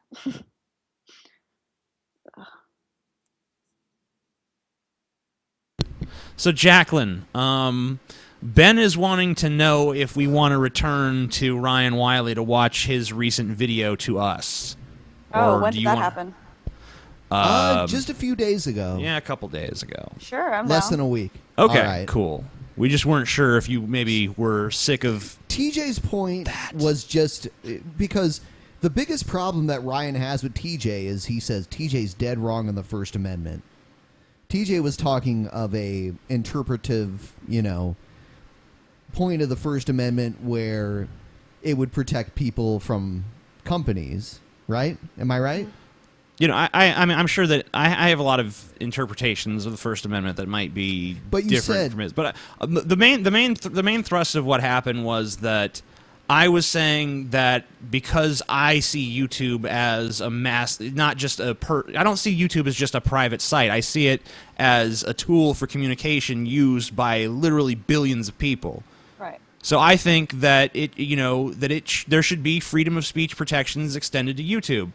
I think, and I know that's not covered in the First Amendment as it is written now. You're right. It's not. So I advocate that it be revised and expanded. And my basis for saying that this should happen is that Thomas Jefferson, who was one of the architects of our democracy, believed that that we should constantly challenge the words of our elders, that we should re-examine these things. He actually advocated, probably not super seriously, for a revolution every 20 years, just so that the will of the people was never ignored. And he was the one who actually advocated for the Bill of Rights to come into existence in the first place. I think that if he saw now that we're continuing to use this exact same document with a strict literalist interpretation, he would be like, "You motherfuckers missed the fucking point." So let's take a look at what he says. I'm going to look for a Jefferson quote that kind of backs up what I'm saying. Because as always, TJ is misinformed as to how American government works, course. how the judicial branch works, and this causes him to have very strange opinions on the First Amendment. Yeah. And the reason I know he's misinformed is because he was invoking Thomas Jefferson. Okay. And it seems like he's suggesting that because I've said some things that disagree with something Thomas Jefferson must have said, therefore I must be wrong. Okay. Now, this is that's not correct. That's not even close to correct. I was just saying that I was using Jefferson as the basis for my argument. Just because I advance an argument to you, that doesn't mean I'm saying you're automatically wrong and I'm automatically right. What I'm saying is I'm advancing my position, and then I'm inviting you in turn to advance your position, and they kind of meet in the middle and duke it out. And they're spectators, and they kind of decide where they stand on the issue, and maybe one of us changes the other's minds. It's not likely, but it does happen from time to time. That's what's going on there. I'm not saying I believe Jefferson supports my point of view, therefore I'm automatically correct. Jefferson wasn't even the only founding father. I mean, the stuff that you're talking about is almost, I would think, more of like a Hamiltonian view. And there's that dichotomy in the foundation of America between Jefferson and like the Jefferson Paine sort of freedom and almost like a libertarian-esque disjointedness and its power to the people and all that stuff. And then there's the Hamiltonian, like we have to have controls, we have to have regulations, we have to have centralized authority, we have to have infrastructure of power. And I agree with portions of what Jefferson said, and I agree with portions of what Hamilton said. But for you to act like Thomas Jefferson didn't believe the things that I said he believed, I think that if you actually read his writings, you'll see that I'm right. And I'm actually looking for a quote to kind of bolster my claim right now. So, You wanna play more? Yeah, you go ahead. Strange for a number of reasons. The first is that Thomas Jefferson did not write the Bill of Rights or the Constitution. In fact, he didn't even vote on it. Thomas Jefferson wrote the Declaration of Independence, and he is very influential. I never said that he wrote the Bill of Rights. But actually, if you look at the history of the Bill of Rights, it was Thomas Jefferson who came up with the idea and advanced the idea of having a Bill of Rights. Right. Madison you can't say that he was this party who was detached from the process. Madison and Jefferson were very close to each other. Some say they were lovers. No, I don't know if anyone says that, but that'd be hilarious. I just said it, so. Okay. Anything you want to say, Jacqueline? I'm just watching. This is all very interesting to me. I mean, I feel like he's just really nitpicking, like, for absolutely no reason. Right. That's kind of his thing. I mean, it seems like the arguments that... See, and the thing that bugs me the most is, like, he seems to normally say the most generic things that I hear people use all the time when they complain. But then he goes on to criticize for a lack of originality, which is so hypocritical. And his method of counteracting what we say about him is Twitter. And he won't come off Twitter. He won't come on here and talk to us. I don't understand why he won't come on the show. Like, I have dealt with so many different people before who I've considered trolls, and, you know, even like Venom Fang X, like, begged me to have debates with him and talk to him. And this guy is we're giving him the golden opportunity. I mean, we're both here right now. We're giving him this on a silver platter, and he's not taking it. I don't understand. Yes. Like, if you can defend yourself in videos, then do it to pretty much, you know, a live audience and see how it goes over. I mean, I don't understand. Yes. You know? Ryan Wiley, if you are listening right now, send us a contact request on Skype. It is live Coleman. There's just going to be a Drunken fake one Peasant. that comes and fucking Oh, does well, it. yeah, you're right. Just Never don't mind. even bother with that. Yeah, you're right. If you want to be on the show, just tweet that you want to be on the show, and we'll find you. Yes. Yeah, you're but right. he doesn't. He doesn't want to be on the show. You're right, though. Good save. Yeah, that would have been a disaster. Don't even bother with that shit. Hi, I'm Ryan Wiley. The ideas and the philosophy behind American government. But Madison wrote the Bill of Rights and the Constitution.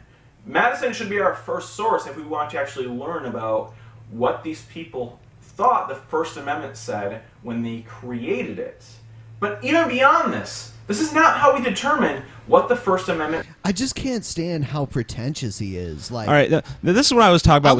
I won't even say like he's not a smart guy in some ways, but he's just so fucking pretentious. Right. It's annoying. This is something that Jefferson wrote on the idea of an evolving constitution. No work of man is perfect. It is inevitable that, in the course of time, the imperfections of a written constitution will become apparent. Moreover, the passage of time will bring changes in society which a constitution must accommodate if it is to remain suitable for the nation. It was imperative, therefore, that a practicable means of amending the constitution be provided. Now, of course, the Founding Fathers did create a means of amending the Constitution, but the problem is that it's way too fucking hard, especially when the country is divided right down the middle and you need such a huge majority of people to actually amend anything. You know, but I think that if he saw how stagnant we are now, he would agree with me that the system that they devised is ineffectual and needs to be changed, that it itself is flawed. Jefferson was not this person who wanted a strict interpretation of the Constitution that didn't evolve with time. He says specifically that he wants the Bill of Rights of the Constitution to evolve and grow and change and meet the demands of a growing, changing fucking society. And that's all I've ever said. So I think that my interpretation of the First Amendment is in line with what Thomas Jefferson would have wanted. That's my point. If you have a refutation for that point, that's fine. But don't just tell me I don't know what the fuck I'm talking about. Because I do, you stupid, smarmy, cocksucking asshole.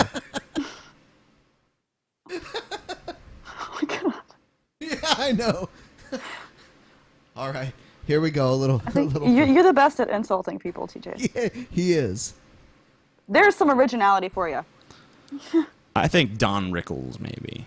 You know, means and whether or not something is constitutional. In his prime. I mean, if you understand basic constitutional law, you would have heard of Oh, if you understood, If you had my genius level math degree understanding of constitutional law. 30 minutes before your video. Right. You see a pattern with this guy. It's like, I'm not going to actually refute what you say. I'm just going to say you're stupid and don't know what you're talking about. But I won't demonstrate that. No, because that would be too hard. TJ, he's made plenty of videos that demonstrated it. Oh, right. Yes. I just have to go watch his entire channel's library, and then I'll find them.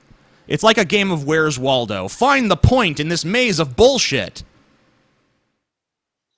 Marbury v. Madison that established judicial review, that in order to enforce the Constitution, the Supreme Court needs to be able to interpret the Constitution. So, people bring their cases to the Supreme Court, and essentially what happens is the justices vote on it to determine whether or not something is constitutional or unconstitutional. That's most of the time. Right? That's how it works. So, if you're going around saying, Thomas Jefferson said this thing about how government should work, therefore he agrees with me on the First Amendment, you're missing the entire point. No, it's the Supreme Court that determines what the First Amendment says.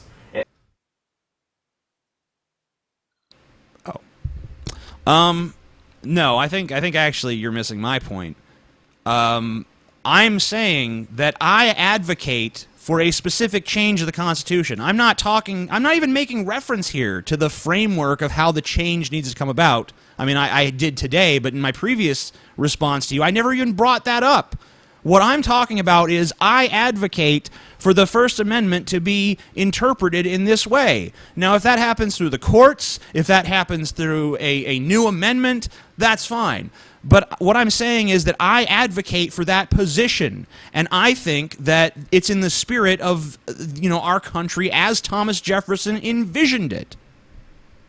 So that's all I'm saying. You're trying to make me into this argument where I quote Jefferson and then I'm like, oh, well, Jefferson would agree with me. I'm not even saying that Jefferson would agree specifically with the changes I'm trying to make. I mean, I think he probably would, but that's not the point. The point is that he was not against reinterpreting the Constitution. He was not against an evolving, living document that is responsive to what happens in our culture, to the changes that our culture undergoes. In fact, if you want a very pragmatic view of this, they vote on it. They don't even have to debate on it. They don't even have to have good legal reasoning. Of course, they have this idea of precedent, that the Supreme Court should not be actually doing policy. They should look at the decisions that came before them and try and use that as a guide to what we should do in the future. No. That's not, I mean, that may be how some people think it should be done, but if you look at the Jeffersonian view is not, let's defer to the past. The Jeffersonian view is, let's respond to the fucking present. And that's my view. Maybe you have the opposite view of precedent. I don't know what your opinion is on precedent because you haven't got to that yet, so maybe I should wait till you do. This causes small changes to how the law works. And you can sometimes get big changes, but the idea is we need to look to past Supreme Court cases if we want to look at what is constitutional. So, TJ, again, this is up to you. What case would suggest that the First Amendment protects you from private firms enacting their terms of service? Well, look, the First It doesn't at this point. No. Well, if he wants precedent, I'll give him a little precedent. There have been cases. Well, there was a case where women were showing their boobs in public in violation of discrimination laws, but they were doing so in an effort to advocate for this should be the way things are. We should be able to do this, which I happen to agree with. Just as a brief aside. And, there's nothing in the Constitution that says that should be speech, and yet we interpret that as speech. These women were allowed to do it without facing legal repercussions because it was determined that to stop them from doing it would be a violation of their First Amendment rights. So there is a precedent for the idea of what constitutes speech being expanded upon. I even think that maybe I would be under protection, Fourth Amendment protections here. because I view YouTube not just as a privately held company that hosts videos on the internet. It is that, but what it also is a major communications tool in our time, where people go to store information in the form of opinion, commentary. I'm sorry, I can't. I'm trying to. Opinion, commentary, whatever, artistic statements, anything like that. So it makes sense to me that if you have a repository of information, if you have this place where people can go to openly exchange ideas and put their thoughts and points of views out there, and put the information that compels them out there, and put comedy or drama or whatever entertainment or information or art they want to create, I think that it makes sense to view that as a platform for freedom of speech, to view that as a delivery system for freedom of speech. To me, censoring all the people on YouTube would be like the back in the days when newspapers were relevant, censoring what the newspapers could print. I think that it stifles opinion. It's contrary to the spirit of the First Amendment, and I don't much give a shit about the whole precedent thing. I don't think that the idea that we should be deferring to past legal precedent is even in line with the Jeffersonian view, and I consider myself to be a Jeffersonian. So that's my response there. By the way, TJ, he's like on Twitter right now bitching about this, which is funny because that means he's listening, which means he clearly heard our invitation to join and has ignored it. Sure. Yes. I mean, I'm not surprised. I didn't predict otherwise. I predicted that he would be. He wouldn't come on here. No, he just wants to tweet at us. He wants to have this cold, sterile, detached, I'm better than you, I don't have to talk to you, you're beneath me, you're beneath contempt, blah, blah, blah, whatever. He's an asshole. It's not a surprise. He'd rather speak his opinion where no one's listening instead of having to actually have people give him feedback that he might not appreciate. Well, because to him it's not feedback. Anything that contradicts what he's saying is misguided, misinformed, and just silly, and no one should believe it. Only people who agree with him 100% of the time on 100% of the issues can garner his respect. All right, well, let's see what Ryan is up to on Twitter as we're doing this, because this is about the closest we'll get. Look, Drunken Peasants, I will talk about the First Amendment. I don't want it to be a debate. So is he saying he's going to come on? That he wants to come on and talk about the First Amendment? I don't know. Why is he so afraid of a debate? I mean, debate. I don't know. It's not like an argument where you're going to be having like a shouting match and be disrespectful and calling each other names. I mean, a debate is a pretty, if taken seriously, it can be a pretty formal thing. I mean, right. I mean, it can get a little heated, but usually it's not like people screaming "you're a cocksucker" at each other. I mean, pretty much. Which I did a moment ago, but this isn't a debate at this point. This is just me being frustrated with someone who will continuously respond to me, but doesn't want to give me any sort of venue to respond to him. I will talk about the First Amendment. I don't want it to be a debate. That's what debates are. It's talking while disagreeing. Right. And I'm guessing the conversation is not going to be one that is. So how am I supposed to have a disagreement without it being a debate? I mean, I've already stated my opinion. You've already stated your opinion. So if you don't want to engage any further, then what's the fucking point? It's not because he wants to be popular. Anyway, you want to proceed with this video? Sure. Please give me examples. Now, of course, we should think this is pretty silly from the beginning, because if there was any semblance of legal reasoning that this could happen, we would expect that places like Pornhub and other porn groups would try and get their material on YouTube. They're not doing it, and it's for a reason, because the First Amendment does not protect you in a private contract. The First Amendment is between you and the government. I don't know what you don't get about this. I don't disagree that that's how it works now. I don't think you understand. I'm advocating for it to change. I don't see how that's so difficult for you to fucking grasp, that I understand the reality of the situation and the current way that it's interpreted. I don't agree with that interpretation. I would like it to change in the future. I don't see how that's difficult. What are you not understanding about that? It seems like you don't understand the core concept of what I'm saying. But we get this strange statement from TJ, and he believes because Thomas Jefferson said something along the lines of, we need to change the Constitution every 20 years. Therefore, Thomas Jefferson agrees with TJ. Now, TJ reads Thomas Jefferson like he reads the Constitution and the Bill of Rights. He looks up on Google or something a quote that sounds slightly Not the like Google! what he believes. I don't have anything else to say about it. I already addressed all these points earlier. Suggest that this is exactly how we should interpret it. That's not how it works. If you actually look at what Thomas Jefferson believed, if you look at historical records, he was not this, yeah, government power should just expand, man, with the times. YouTube's this new thing. Who said expand? I don't protect private communication networks. Am I right? I don't think he said expand. I just said change. And I'm sorry if I'm sounding condescending, but this is like obvious stuff that you can find very easily. This is exactly what we were just talking about earlier. Like, no offense, but I'm not a racist, but with all due respect, okay. Ryan has just agreed to come on with us, I think. So do we get him on? I don't know how. You told me.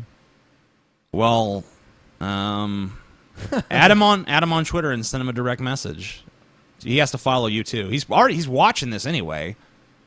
So Ryan, follow the Drunken Peasants on Twitter so that we can send you a direct message with our contact information.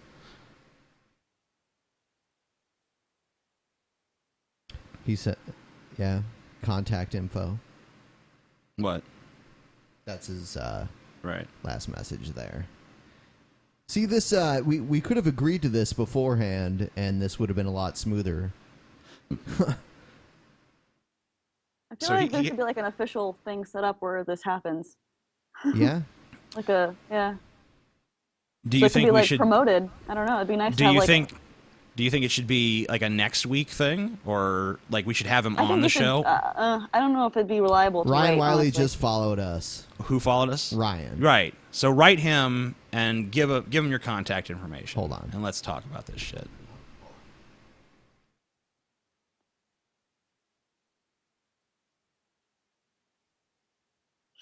Some of the comments on this video are pretty interesting. What video? This one? Yeah. Like what? Oh, just some perverted shit. That's all good. I would fuck Jacqueline's pussy all night long. What? That doesn't have the option? Oh, I guess it doesn't. That's weird. Oh well. I guess Ben will figure it out somehow. Do you want to? Thank you. Do you want to move on from this in the meantime? Ryan, how do we get him on? If we don't I don't know. We'll figure it out with him. I mean, we don't have to have him on this fucking second. Okay. I mean, the show it's kind of late in the show for him to just come on. I'd almost like to have him. Jacqueline, do you think you could? I don't know could you come back next week, Jacqueline? Yeah. Let's just have him on. Let's just have him on. If I mean, like, how you can't get him? You can't send him a direct message. Is he on Facebook or? I mean, can we? I'll just give me the keyboard so I can keep responding to this, or do you need it? Hold on. Because I don't know how to fill this airtime while we're trying to figure this fucking out. I'll tell you what. So Jacqueline, show us your ass. How about we take a quick break? Jacqueline, we'll just keep you on here. We'll play some music for like a few minutes here, and we'll be right back. All right, sounds good. All right. All right.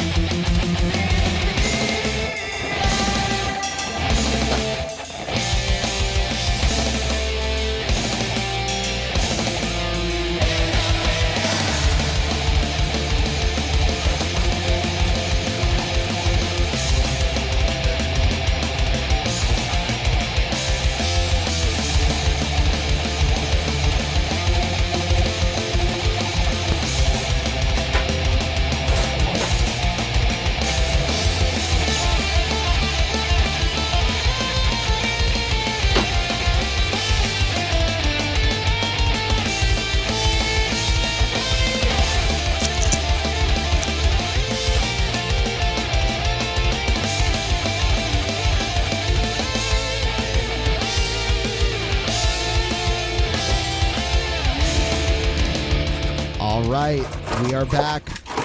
Are you there, Jacqueline? Yep, I'm here.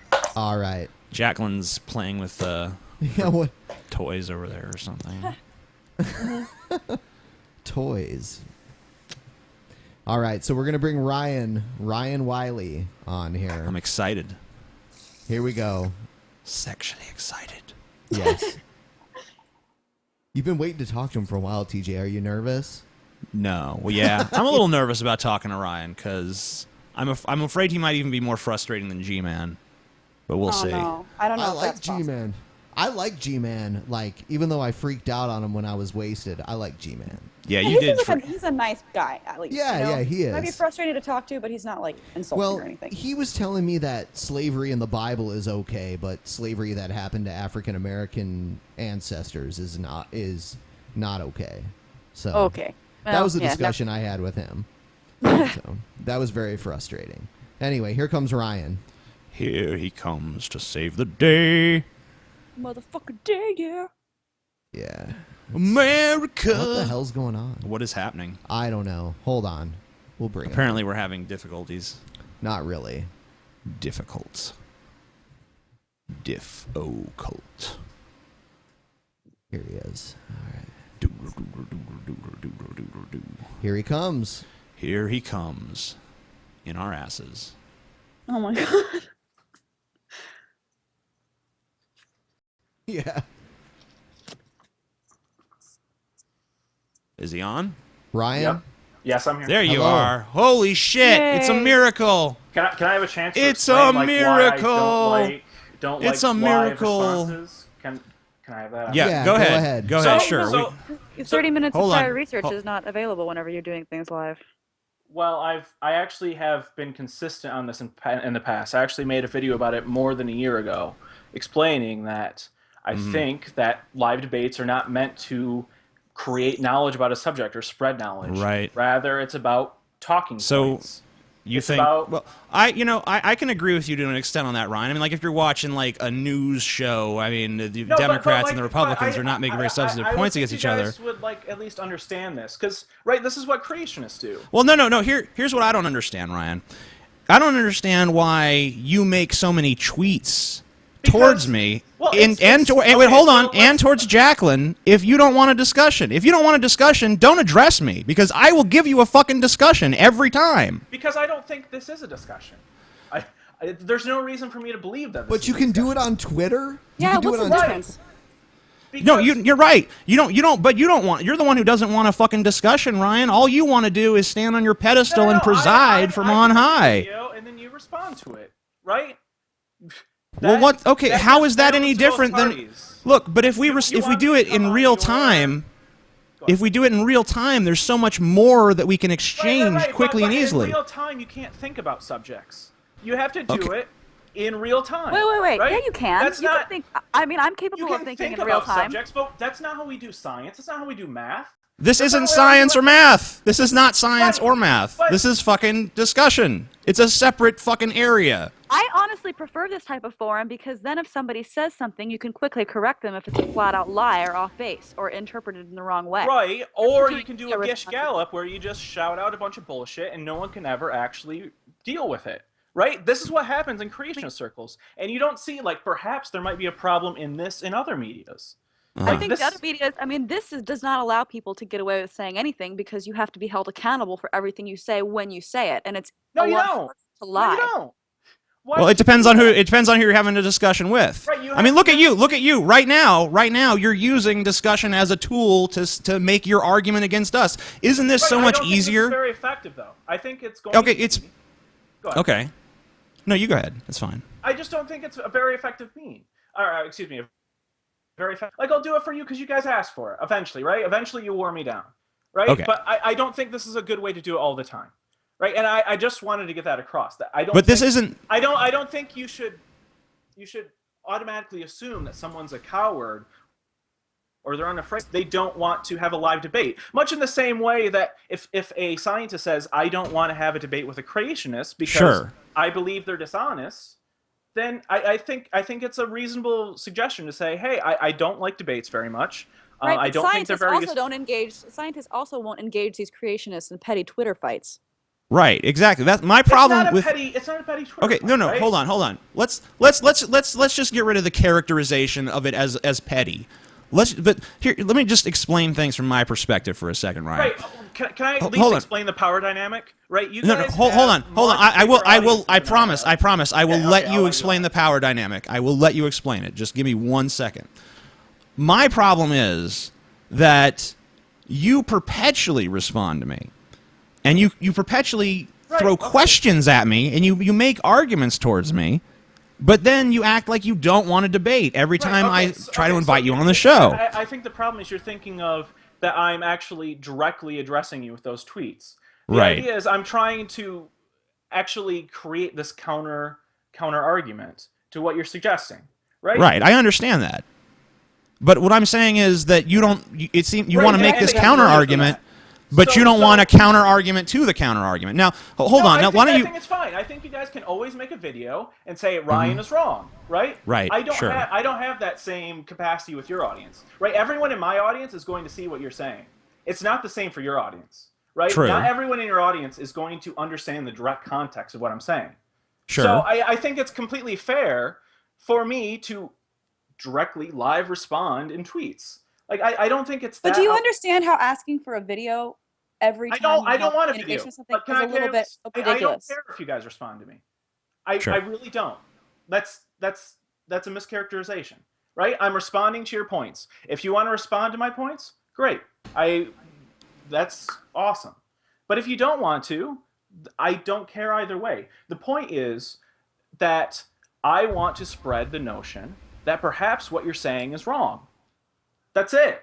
And sure, there are you guys are not above criticism. That's no. I agree. We're not above criticism, but we're also not beneath defending ourselves from criticism either. I think you guys. Hey, Ryan. No one has ever said that we're above criticism. I welcome criticism. If I hadn't welcomed criticism, I would still be a Christian. Have you seen some of the responses? Like some of the responses I get to the arguments I make. Ryan, the thing is, you wonder why I categorize you into the attention-seeking group. It's because of the way. So let me finish. Let me finish. Let me finish. It's because of the way. Let me. Okay, you can keep talking over me. That's fine. We can just keep talking and talking and talking and no one can make a point. Stop suggesting I want attention. Period. If you don't want me to suggest you want attention, then don't use attention-seeking behavior. The titles of your videos and the aggressive nature of your communication is in a way that resembles a troll. The joke is it's not a joke. All your videos are I actually explain this, and I explain this. The reason I call it the hate train hour is because a lot of people feel that whenever you want to get views too, Jacqueline. Don't pretend you're above. Well, but we admit that though. You're the one who seems to be in denial about it. You're saying you don't want popularity, but you say you want to counter our narrative. Right? You say that your objective is to counter our narrative. Well, how can you counter our narrative if you don't match our popularity? You are the one who's sitting here bitterly talking to me about the power dynamics. Well, you know what? You can have the way you get more supposed power. I don't consider what I have to be power just because I have a fucking audience. Yeah, he's not one of the X-Men, definitely. But I mean the way you. Right, I I understand. Okay, you're doing it for a higher purpose. You're doing it so that you can counter the narrative. Benevolent, Ryan. You're so benevolent. God damn it. You're so benevolent. Okay, yeah, sure. Here's the point, right? I think you have this narrative, right, that the only way to critique your guys, or to critique anyone who's popular, is for one person to become popular and take them out. But that's not at least the spirit behind, like, keeping atheists accountable. Like, I don't think it should just be me. I think a lot of people should do it. So when you're suggesting that I'm doing this to become popular, you're kind of missing the point, right? I want more people to understand that perhaps something's going wrong. Perhaps maybe you should consider addressing things in a different way, because the way that you're doing it right now is very much resembling of a lightning rod. Like, you are not trying to have a conversation. Yeah, you are trying to attack. So we can move into the First Amendment, right? When you suggest things like my interpretation of the First Amendment is equal to someone else's interpretation, you're missing like basic constitutional law. Mm-hmm. Teach us, Ryan. Teach us. We didn't do our half hour of research. Do I really have to explain how the judicial branch works? Like, you go ahead. Oh God, Ryan, please. I never learned this in the 11th grade. So at the same time, you can't consider me both condescending, and then This has been, I'm very condescending, but go ahead, explain it to me, teach me. Is this real? Like, you don't understand that the Supreme No, Court... I'm being sarcastic. I do understand. But then Oh why my gosh. would you suggest things like, oh, Thomas Jefferson said this about the Constitution, therefore we should do this?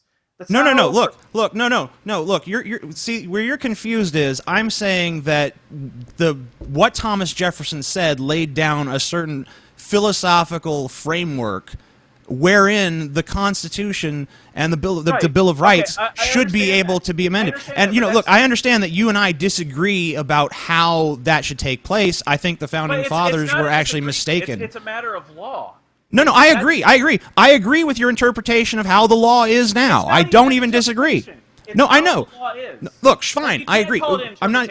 All right, fine. It's not interpretation. You're right. You're absolutely right. What I'm saying is the way that it is wrong.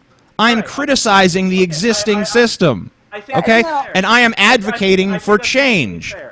Right. But where does your change come in? Do you want an amendment to the Constitution?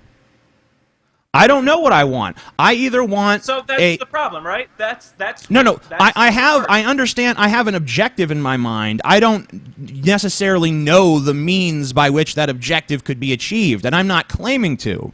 I am just advocating for certain reinterpretations of how our rights and protections should be in an era that's drastically different than the. But you have to understand, how is that going to happen, right? Because I don't have a clear answer from you.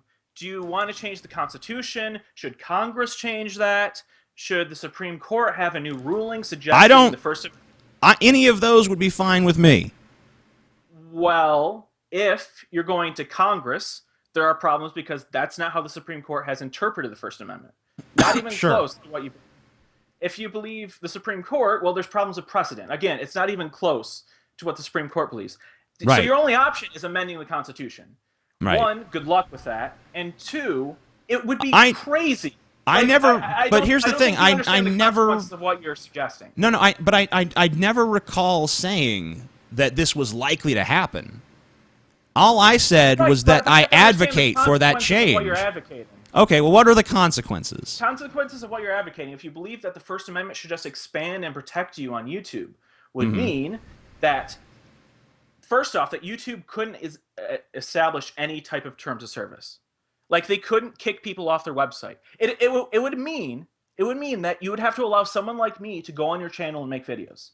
That's the consequences of that. Well, not necessarily on my channel. No, it would have to be on your channel, right? If you have a private channel, you own it, and if you believe the First Amendment should just expand like that, that's the natural consequence. Like, that's what's going to happen if you change the Constitution. I don't really think that is a natural consequence. I think there's natural consequence. No, I think there's ways that could be. I think there's definitely ways that could be negated. I don't agree with that interpretation. That's not what I advocate. Now you can. How would you write it? I mean, you're making you're basically applying a slippery slope fallacy to this, where if you're basically saying that if we have.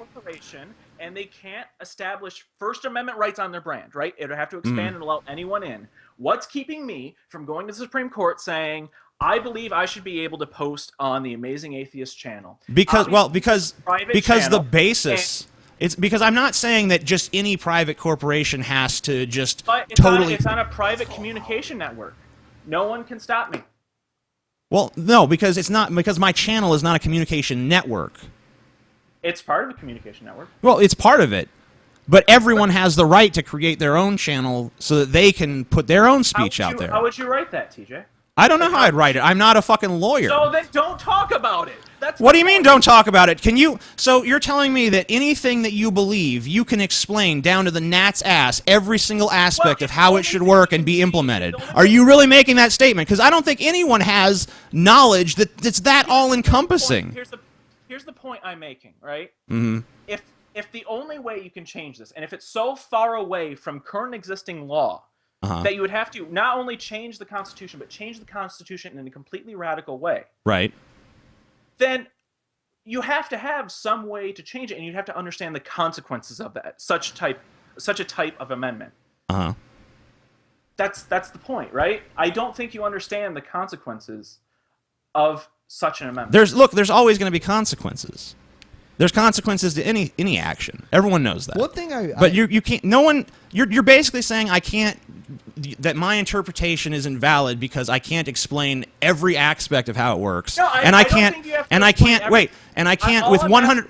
I can't with 100% accuracy tell you everything that's going to come as a consequence to it. So- I'm not a prophet. I don't know the future. You seem to think you are.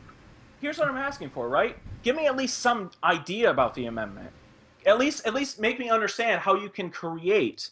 You don't even have to be specific, but just give me some ideas as to how you can create a constitutional amendment to the Constitution. Or sorry, not a constitutional amendment. An amendment to the Constitution. Mm-hmm.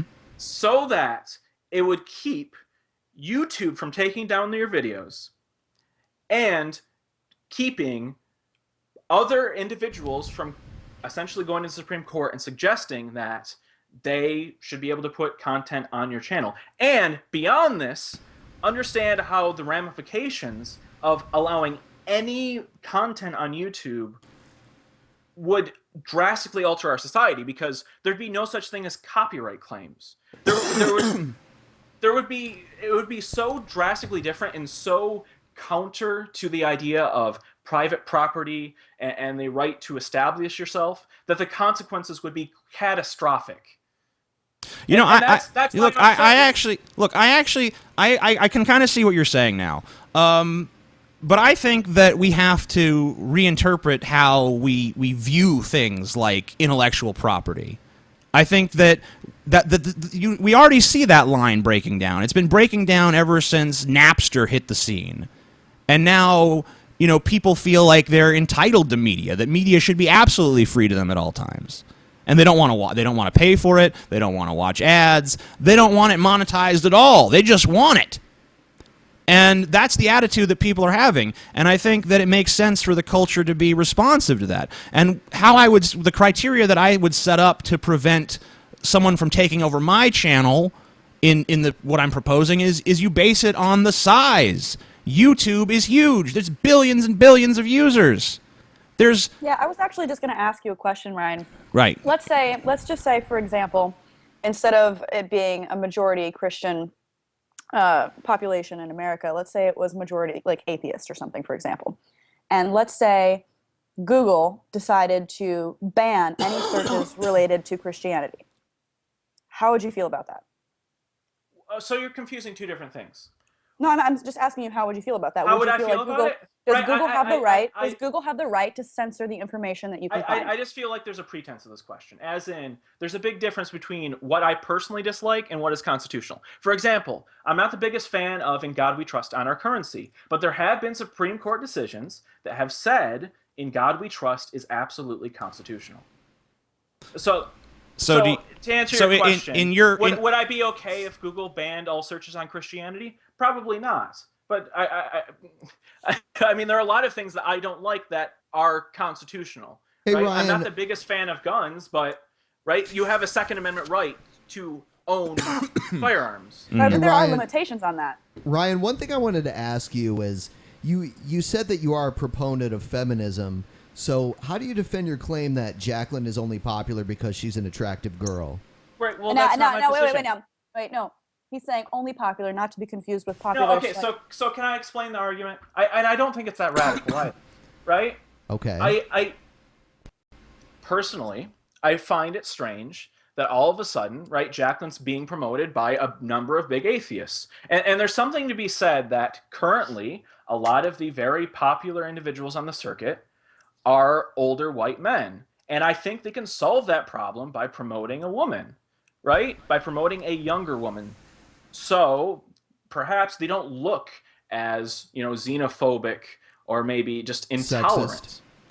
Or even sexist. Right? So the assertion seems to be that, oh, you're a feminist. How could you ever dare believe that someone might have gained something by being attractive?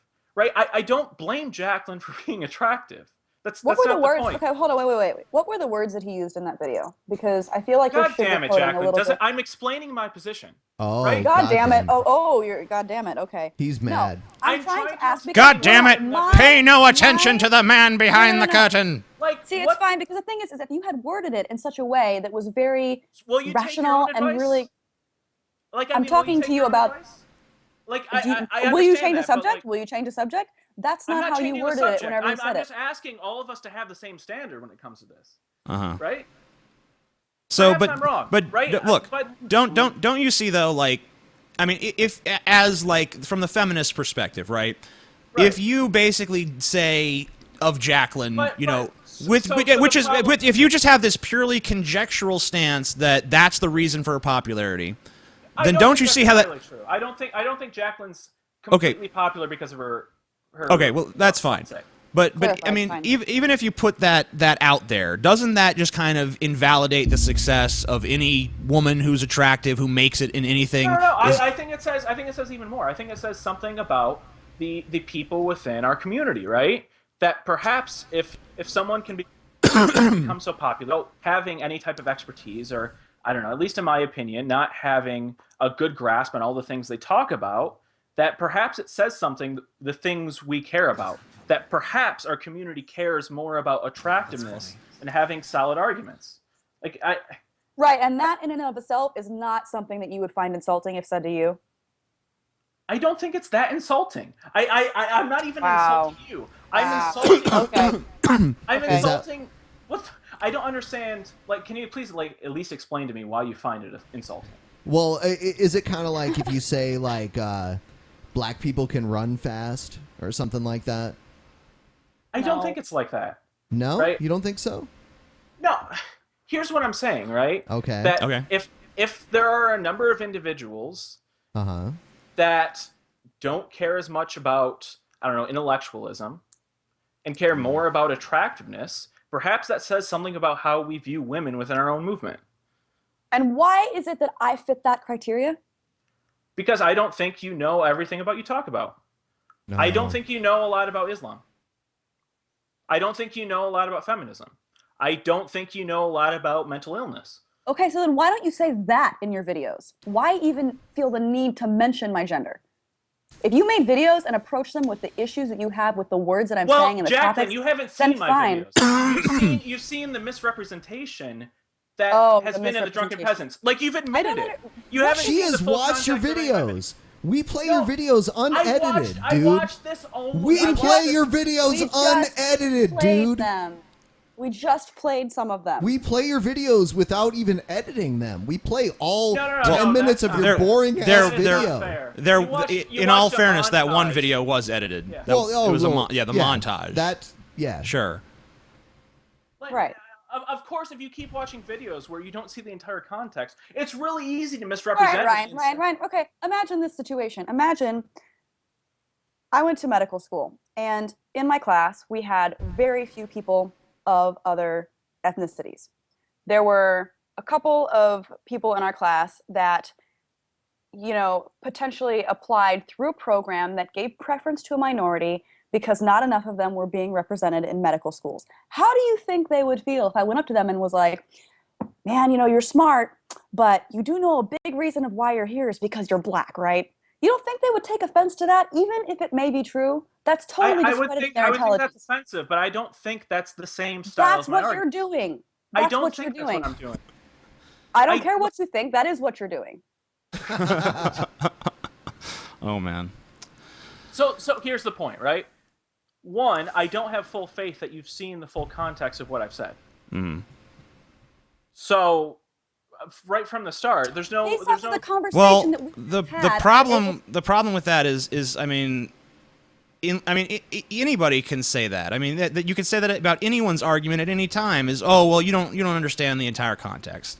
Right, I think that's fair. I think that's fair. Because I mean, there's always going to be a larger so- context than anyone can really, hold in their head at any given time. I talked about debating. I think that's a problem of like the video style, right? That that perhaps if you make your videos so short, that sometimes you can say things that are wrong or say things that perhaps don't come out the great. Ryan, you make 10-minute videos and we make like 3-hour videos. Right. And the thing is too, I mean, I think that so there is one difference. Your point about Okay, what's the difference? Okay, we didn't do 30 minutes of research.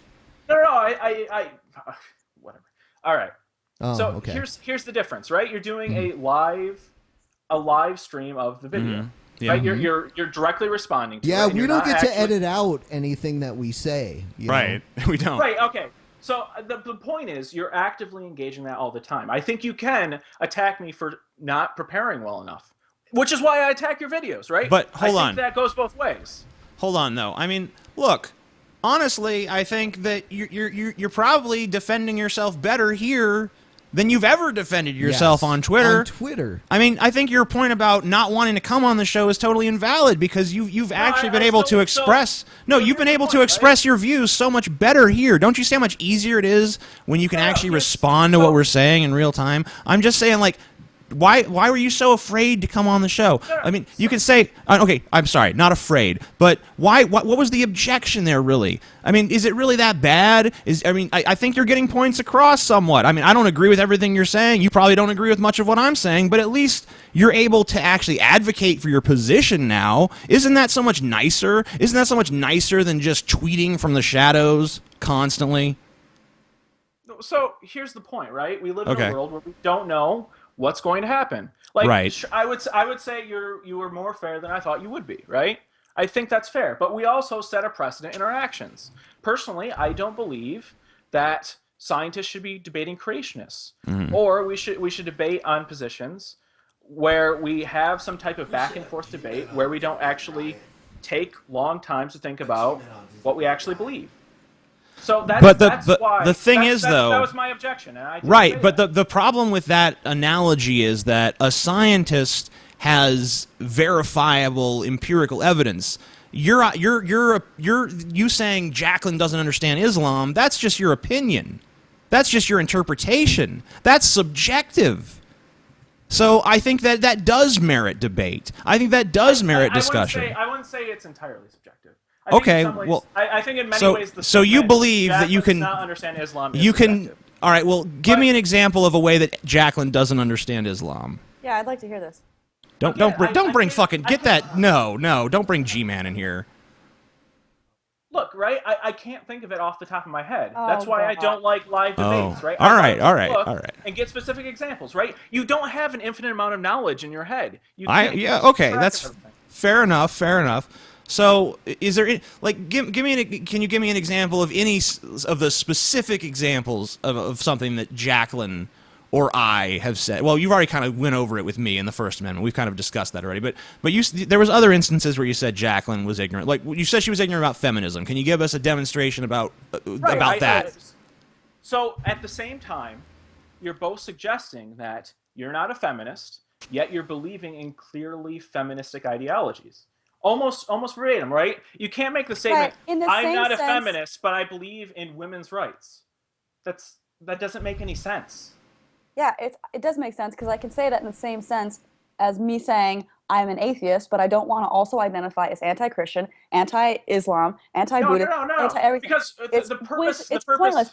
The point is by saying feminism, you're excluding a gender. No. You don't know the history of feminism. I don't give a shit about suggesting you're not a feminist, but I'm a humanist is an incredibly ignorant statement. If you because watch the video, humanism is a completely distinct ideology. Exactly, and I said that in my video called "I'm a Radical Then Feminist." why would you call yourself I'm not a feminist, but I'm a humanist? If you understand the things, then why are you saying them?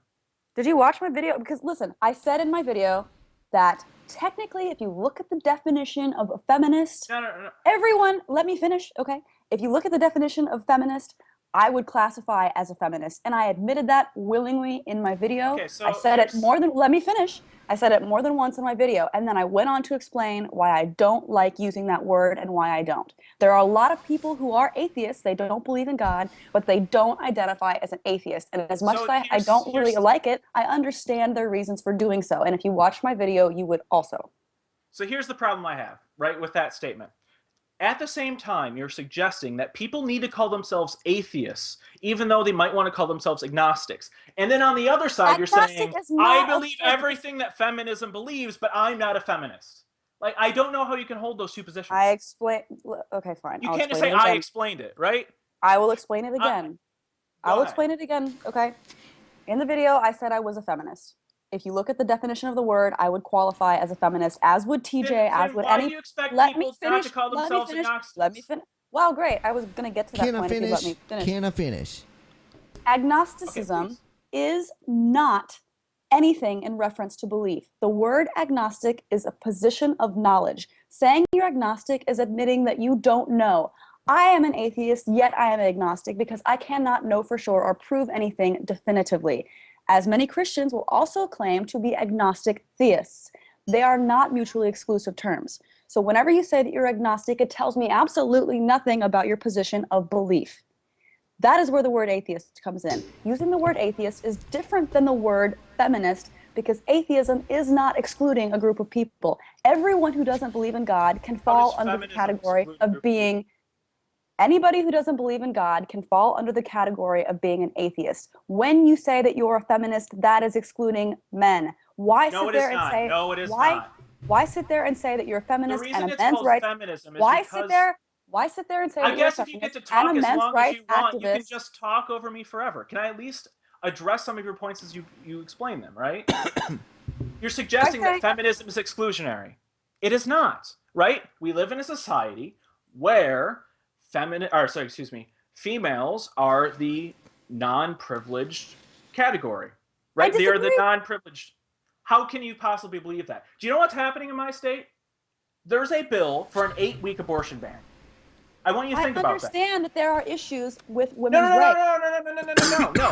Women are disproportionately disadvantaged in our society because there are certain attacks made to make it so women cannot live on an equal footing as men, right? It's happening in the United States. Hobby Lobby is happening.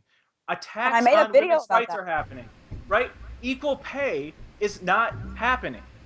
It's not the same. It's not equal pay is not happening.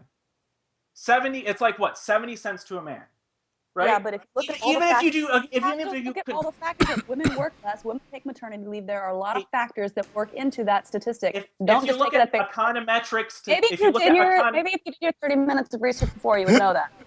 Hey, this is my field. If I've looked at econometric studies, it's 95% to 100% controlling for everything. Why did you just say 70? Why? Because that's the actual gap right now.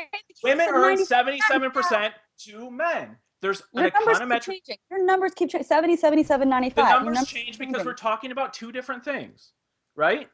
If we just look at men and women, women earn 77 cents to a man. But that is not fair whenever you take into consideration the amount of time earned and the ambition of women. Men go ahead. Ben wants to interject something. No, I just wanted one at a time to talk. Go ahead, Jacqueline, and then Ryan respond when Jacqueline's done. I'm just saying, it seems as though your usage of the 70% is manipulative, knowing full well that there are reasons for that number being the way that it is. Then you switch to 95. If you believed technically that it was 95 to 100, you should have said that to begin with, because otherwise it makes it look like you're trying to win an argument without being totally honest and transparent. So, let me explain why I use two different numbers, right? The 95% controls for everything. The reason why that's unfair. So why would you use that to begin with? Please, can I explain? Right. This is quiet for a second, Jacqueline. So the reason why the 77 to 100 might be interesting is because there have been studies that have showed that if you take the same resume, you put a man's name, you put a woman, change nothing, men will be called back more. So there's this additional problem where women are getting less access to opportunities. That's why you have to compare. Except for, of course, of me. I'm getting all these extra opportunities because I happen to be a woman, right? Let's not forget that. I think it's completely fair for you to take advantage of those opportunities. Oh, but then you Did I say the opposite?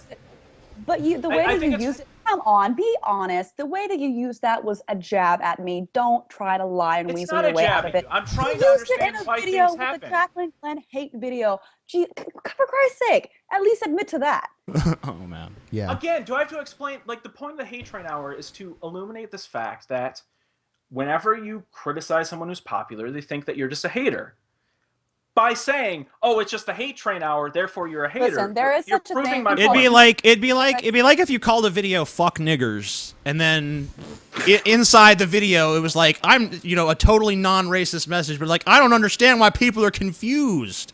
If you actually watch the video, you'll see I'm saying the opposite. So let me give you an example of something I think is really important. Right when Stephen Colbert did that bit on the Washington Redskins, right, the Redskins. There were a number of people that thought he was totally racist. Sometimes you can use like a turn of phrase or use language to try and prove a point, right? So how do you feel about the Redskins, Ryan? Do you think they should be called the Redskins? I do not. Okay. I agree with I don't that, think actually. That's very relevant. Okay. No, it's not. It was just an aside. Yeah. We're sorry. We're not all. We don't always stick strictly to topic. So, I mean, let's just on this feminism thing. Like, I don't understand why feminism wants to be this ideology that can basically tell people that they're a feminist. Like, oh, well, you agree with everything you're saying, so just join us. It just makes sense to join us. It's like, no, I don't like everything that you do. I don't like everything that goes on in your community, so I don't want to join you. Because, frankly, you could talk about how feminism just stands for equality, but if you look at a lot of the feminists out there, or at least a lot of people who are identifying as feminists, that's not what they believe. So I think that it's fair to say, oh, I don't want to be associated with those people. I don't want that label. And plus, I find the label of feminism to be exclusionary because it sounds like something that is focused strictly on women and not on both genders. So we want something that's more egalitarian. That's what we like. Exactly. Right. So let me talk about that. Sure, go ahead. I want to ask you a question. If I identify, please respond to what TJ said. All right. Well, hold on. Jacqueline will ask you a question. You can respond to both things. No, it's fine. I just want to say, like, I agree with what TJ said, and I want to add to that. If we don't identify with the term feminist, but agree with all the at least important components that go along with it, why do they give a shit whether or not we accept the title? Obviously, there are negative things that go along with it, but if we advocate for women's rights, and I've seen TJ do it, I've done it. What the fuck is the problem? Can I respond to this with a question? Why do you think it's important for atheists to come out of the closet? Political reasons? Same thing, right? Because there's been much in the same way that atheists. Hold on, one at a time. Can I please at least get some time to respond? One at a time. Ryan, you go first. You go ahead. You got the floor. Go ahead. So, much in the same way that atheism has been attacked for years and years and years, and certain groups have tried to take away certain rights, the term feminist has been attacked. Terms like feminazi, right? In fact, there are a number of books describing this phenomenon where for years and years and years, people have been attacked for this idea of being a feminist, much to the point that people no longer want to associate with the term because they think it's evil. I would hope that at least in some way, being an atheist, you would at least understand in some ways why I do get it. I get it. Right, I get it completely. But I still find the term in and of itself totally and completely unnecessary.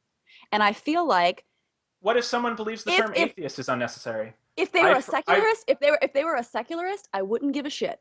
But right. I mean, because look, the atheists. I don't know about that. Look, right? atheists. But the thing is that atheists. If you go to like a skeptic conference, there's people that identify as skeptics. There's people who identify as brights. There's people who identify as atheists. Right, there's people who have all these different identifications that are very similar, and they form a coalition together. But it's like when it's like I'm a feminist. Oh well, I'm a gender egalitarian. It's pretty much the same thing in a lot of ways, but for some reason, the feminists are just like, no, fuck you. If you're not a feminist, you're not with us. You're against us. And if you make any criticisms towards feminism or anything that any feminist, popular or otherwise, does, then you're a misogynist, you're a sexist, you're opposed to women's rights, so on and so forth. Whenever I make videos encouraging people to come out as atheists, it's not necessarily that I need all them these to different use the term atheist. It's not that. It's that I need them to be able to at least admit to other people that they don't need religion in their life, and that leads to political change. If they identified as a secular humanist or a skeptic or whatever makes them comfortable, I really wouldn't care.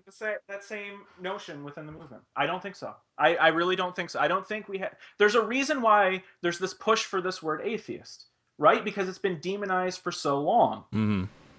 Much as I said before, much in the same way that a lot of people believe feminist has been demonized. Like, there's not another way. And there are a lot of people who say, "I'm not a feminist. I believe in all these things, except for these certain policies which are very misogynistic." Mm-hmm. Right? I think that happens. I think there are people who say, "I'm not a feminist. I'm an egalitarian. Therefore, I believe in certain policies that are misogynistic." Like, I think it's certainly true. Well, give us like. I know that I'm probably called misogynistic. I'm called misogynistic constantly because I've made videos critical of feminism.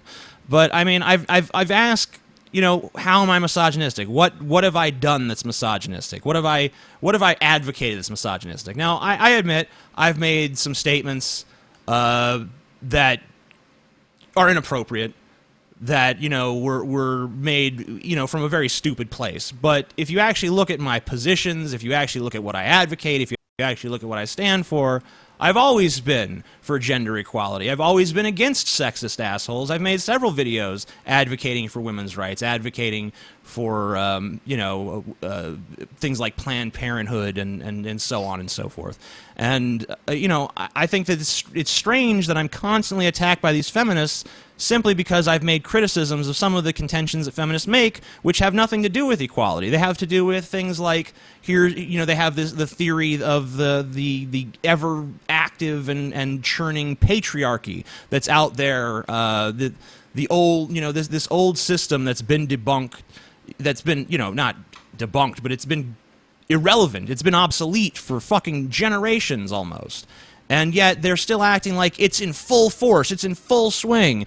Women's rights are under siege constantly from all sides at all times. Yes. I would just like to say that it's very unfair to try and characterize like fringe members of the group as the center.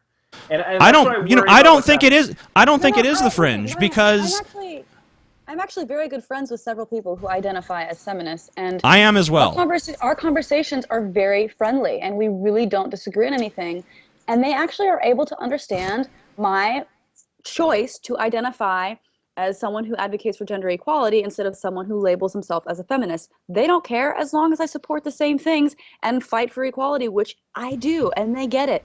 Just the same, I don't care if I have a friend who doesn't believe in God, who calls himself a secular humanist instead of an atheist. It's semantics, it's unnecessary, and it doesn't matter.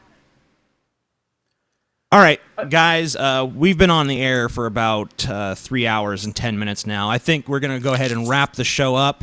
Ryan, thank you very much for being on. We got a Q&A? Okay, I guess we're going to do a Q&A segment after this. But Ryan, thank you for finally coming on. I hope that it wasn't nearly the purely rhetorical exchange that you were fearing. I hope that we were able to cover some substantive stuff here, and I hope that maybe you'll come on again in the future. Jacqueline, do you want to stay on for the Q&A session, or do you want to go? I actually might need to go somewhere, so I okay. Get ready. So we're going to go ahead and let both of our callers go now, and we are going to. Are we going to take a quick break before we do questions? We're going to take a quick break. We'll be right back to answer some questions from our audience. Video questions. And unfortunately, some of the questions are directed towards Patrick, who's now in jail. Who was arrested by the reptilian Illuminati space syndicate or something. We'll try to answer it the best we can. Thank you for being on, Jacqueline. All right, it was fun. See you guys later. Thank you. Bye. Bye. Bye, Jackie. Bye. There's no way it was fun. We subjected her to hell the entire time. Yeah. It was a nonstop barrage of horse shit being flung in her face. Yeah, so we'll be back in about no one's idea of 10 fun. minutes or so. 10 minutes. We'll be back to answer some video fan questions. We're not doing the Skype. Yeah, we're not doing the Skype thing and anymore. By the way, that's too fucked up. If you have any questions, record them on YouTube and send them to our Facebook. I'll even put our Facebook up here. There we go. Yep. You can see both of our social media links right over. Nope, not that way. That way. Yeah. Oh, yeah. There they are. Yes. Follow our Facebook. Follow our Twitter. And if you have any questions you want to be asked on next week's show, record a video, put it on YouTube, and send it to our Facebook. We will watch it. We and watch we them will, all. Yes, and we will perhaps feature it on the show. Yes, and we'll be right back. Be right back. Don't go anywhere. Just 10 minutes. You can make it. I promise.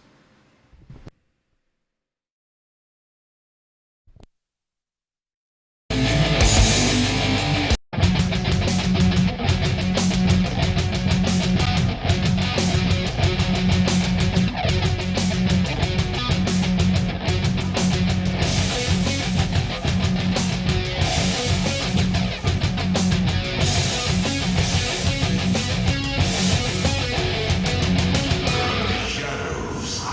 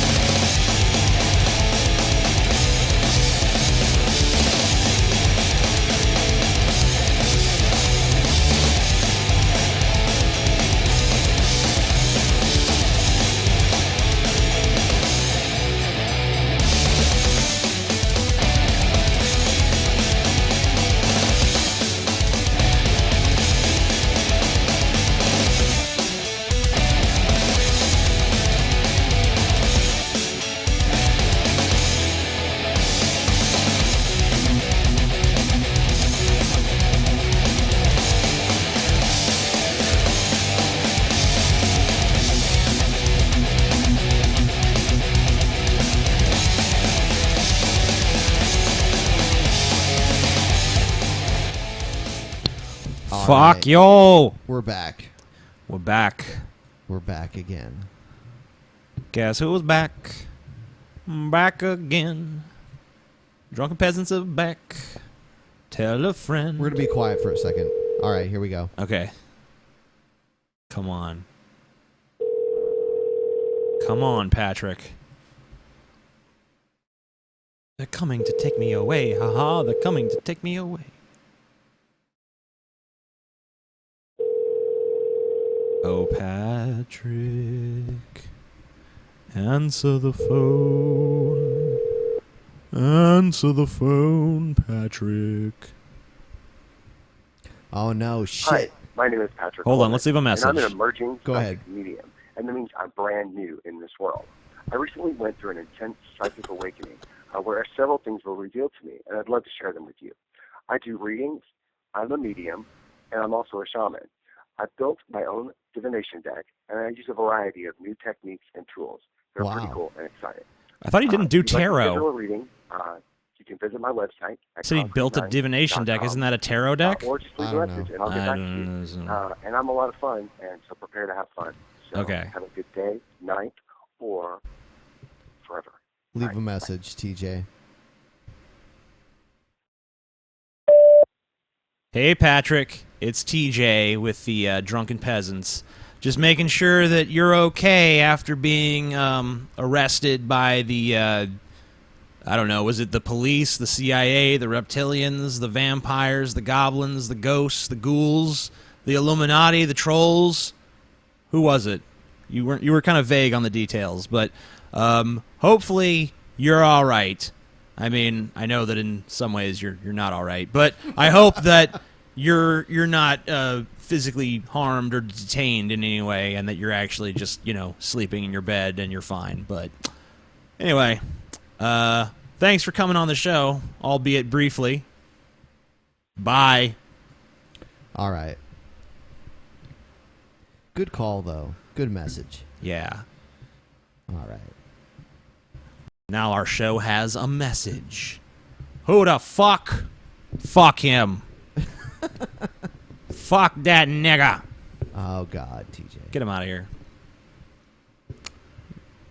All right. I've had enough. Here we go with some questions. Questions. Hey guys, so I have two Hey, it's a questions girl. for you. Oh, yeah. Isn't it weird? We have girls that watch our show. Whoa. Yeah. That's so fucking weird, bro. Oh, my God. I want to subscribe to her channel because she's a girl. You know you're going to hear the comments. She has boobs.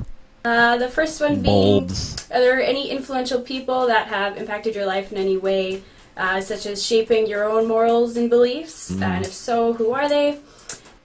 Ben? Ben? Ben? Yeah. Answer the question, Ben. You answer it. You. You fucking do it. All right. Probably Marilyn Manson and George Carlin and Bill Hicks were probably the biggest inspirations for me. As far as explaining why, I mean, I don't know. I guess that Manson, it was because he rallied against the hypocrisy of the American life that we're all told we're supposed to believe in, and that's definitely not something that was unique or new to him, but I definitely like the aesthetic with which he did it, and I like the attitude behind him, and I still like his music to this day. George Carlin, kind of the same thing, but also just I admired his affinity for written language or the spoken word. I mean, just language in general, or at least English. He was such an interesting and brilliant wordsmith, like the Modern Man poem that he opened. I don't remember which show he opened it with, but it's just an amazing piece of linguistic.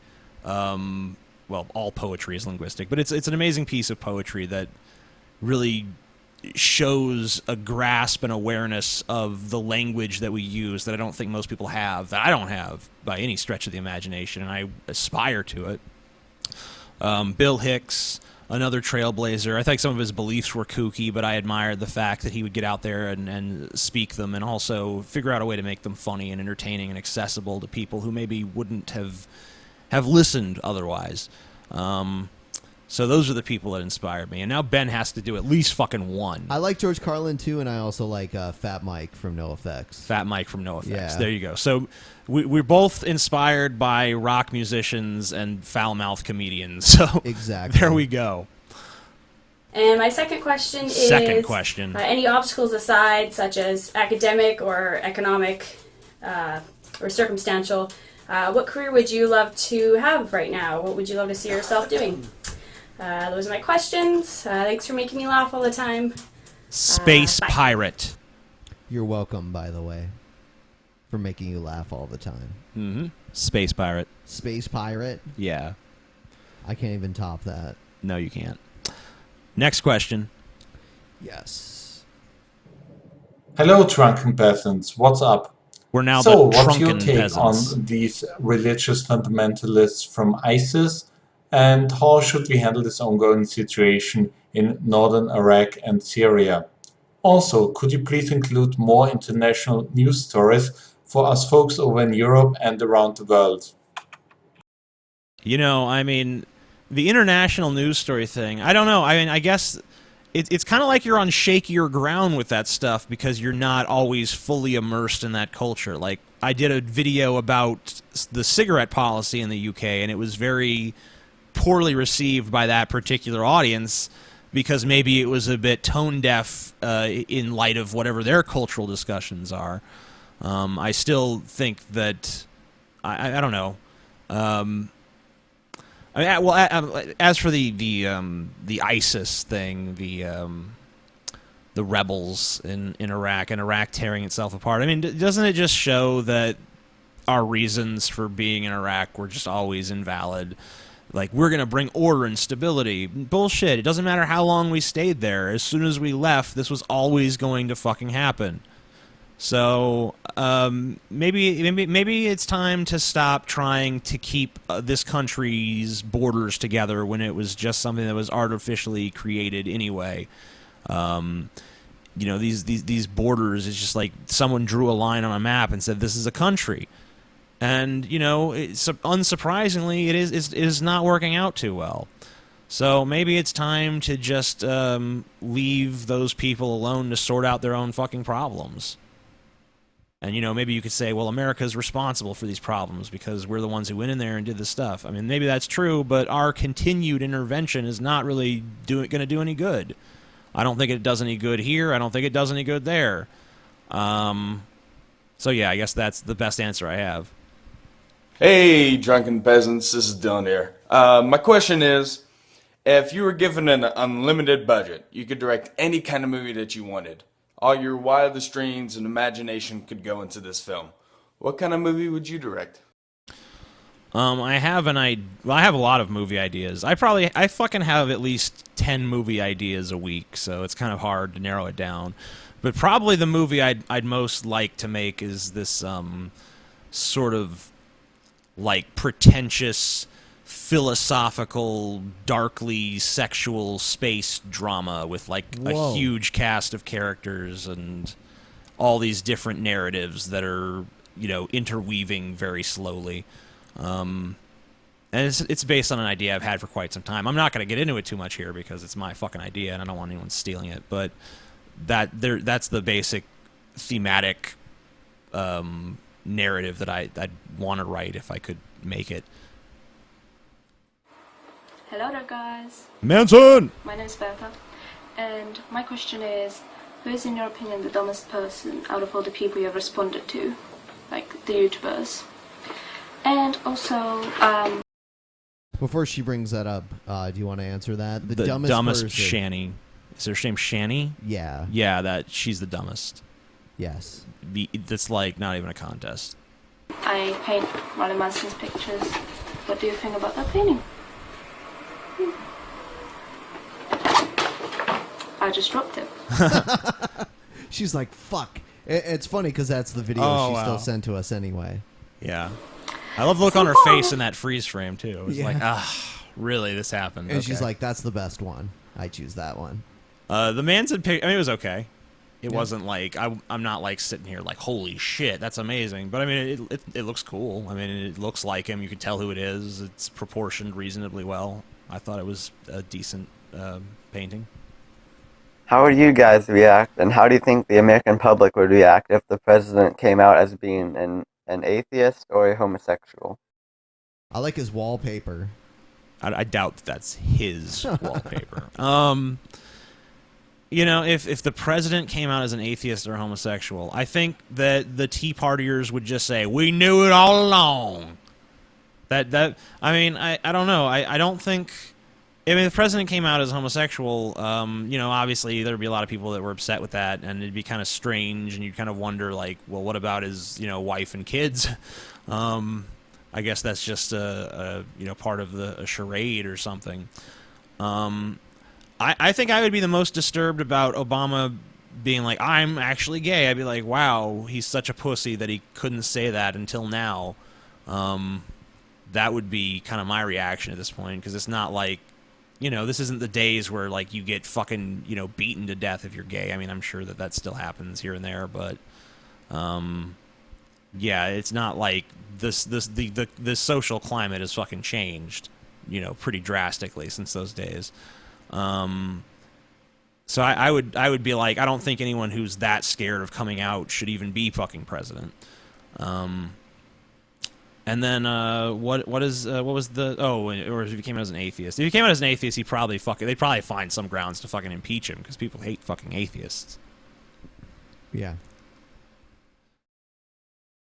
What's up, Drunken Peasants? My question is for Patrick Coleman in regards to the video He's not here. that you guys did a segment on in your last episode.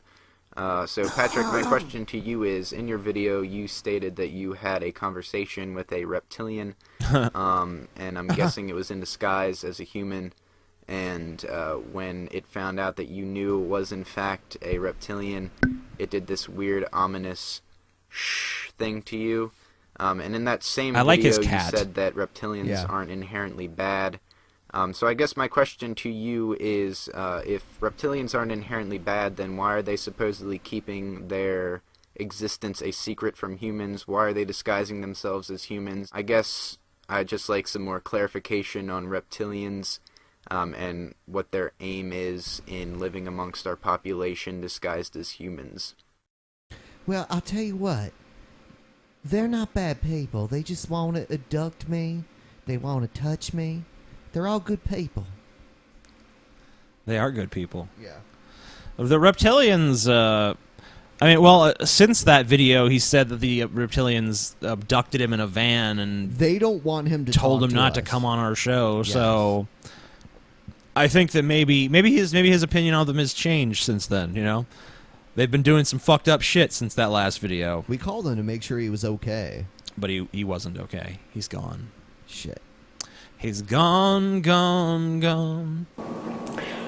Hey, what's going on, Drunken Peasants? Nothing. My name's Wyatt. I'm 15 years old and I live No in one gives a Oklahoma. fuck, Wyatt. Hey, TJ. Hey, No. Scotty. Hey, Ben. Hey, Scotty's Patrick not even Coleman. here. Anyways, You so fucking I have stupid. 3 questions. Three questions. First question. In Oklahoma, there's a new law that's going to be like in effect on November 1st, and it's like if you're married, you can't, and you have kids, you can't get a divorce unless you go to divorce school. It's like court appointed. What? And you have to pay to get into divorce school. Wow. And it's like $15 to $60 or something like that. What a scam. I think that's a little ridiculous. It's a little. But the exception is if you like the parents are like beating each other up or something, or you know, it's a special circumstance like that. They don't have to go, and they can just get a divorce. Right. Anyways. So what's the question? So like, what do you think about that? Okay. I think that's stupid. Yeah. Yeah, I mean, it's a bad idea. It's a scam. It's just obviously designed to, you know, force some people's morality and also to make a quick buck in the process. Here's another question for Patrick Coleman. It's kind of funny because he got arrested before we got to play. Yes, he was arrested. Yeah. Mm-hmm. Okay, my question is for Bizarro Dusty. Bizarro Dusty. I want to know That's the best name for if a him. reptile woman or man or transvestite mates with a member of the other sex, like who's an actual human, or you know, and they mate and they have kids, are those kids tepid-blooded? Tepid-blooded. Are they? I guess. The guy sounded like he was having a lot of trouble breathing. Let me ask you if I never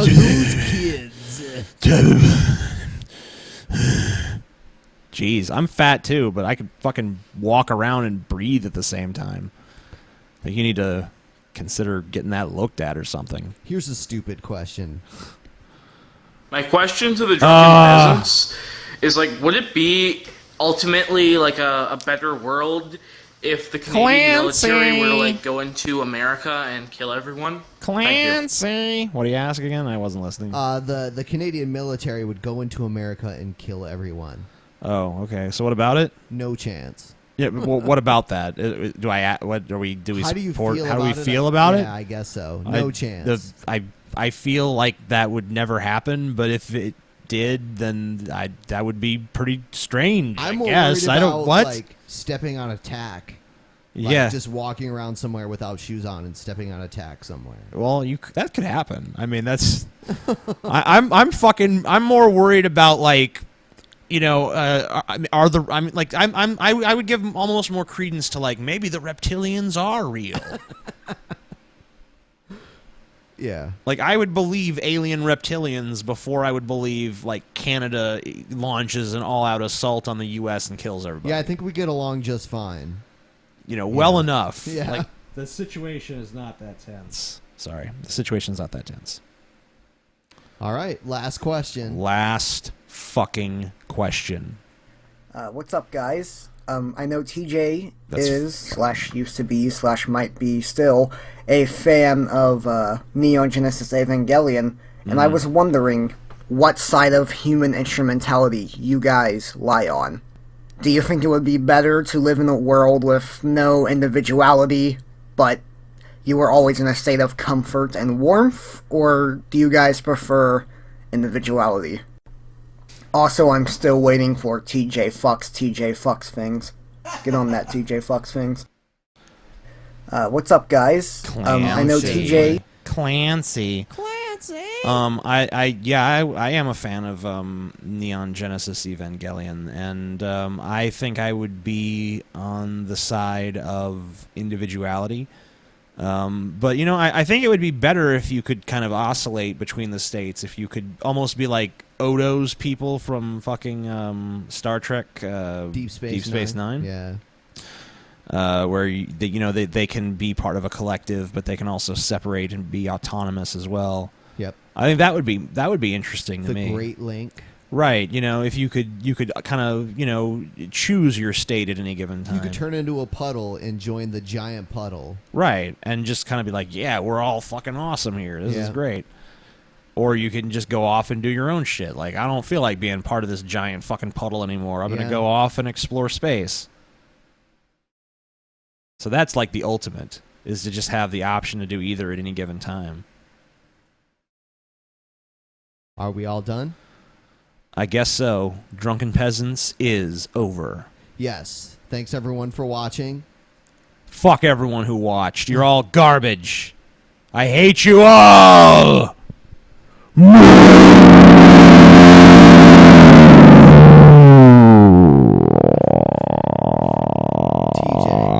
Yeah. What the fuck? I'm just punishing them for still watching. All right. TJ out!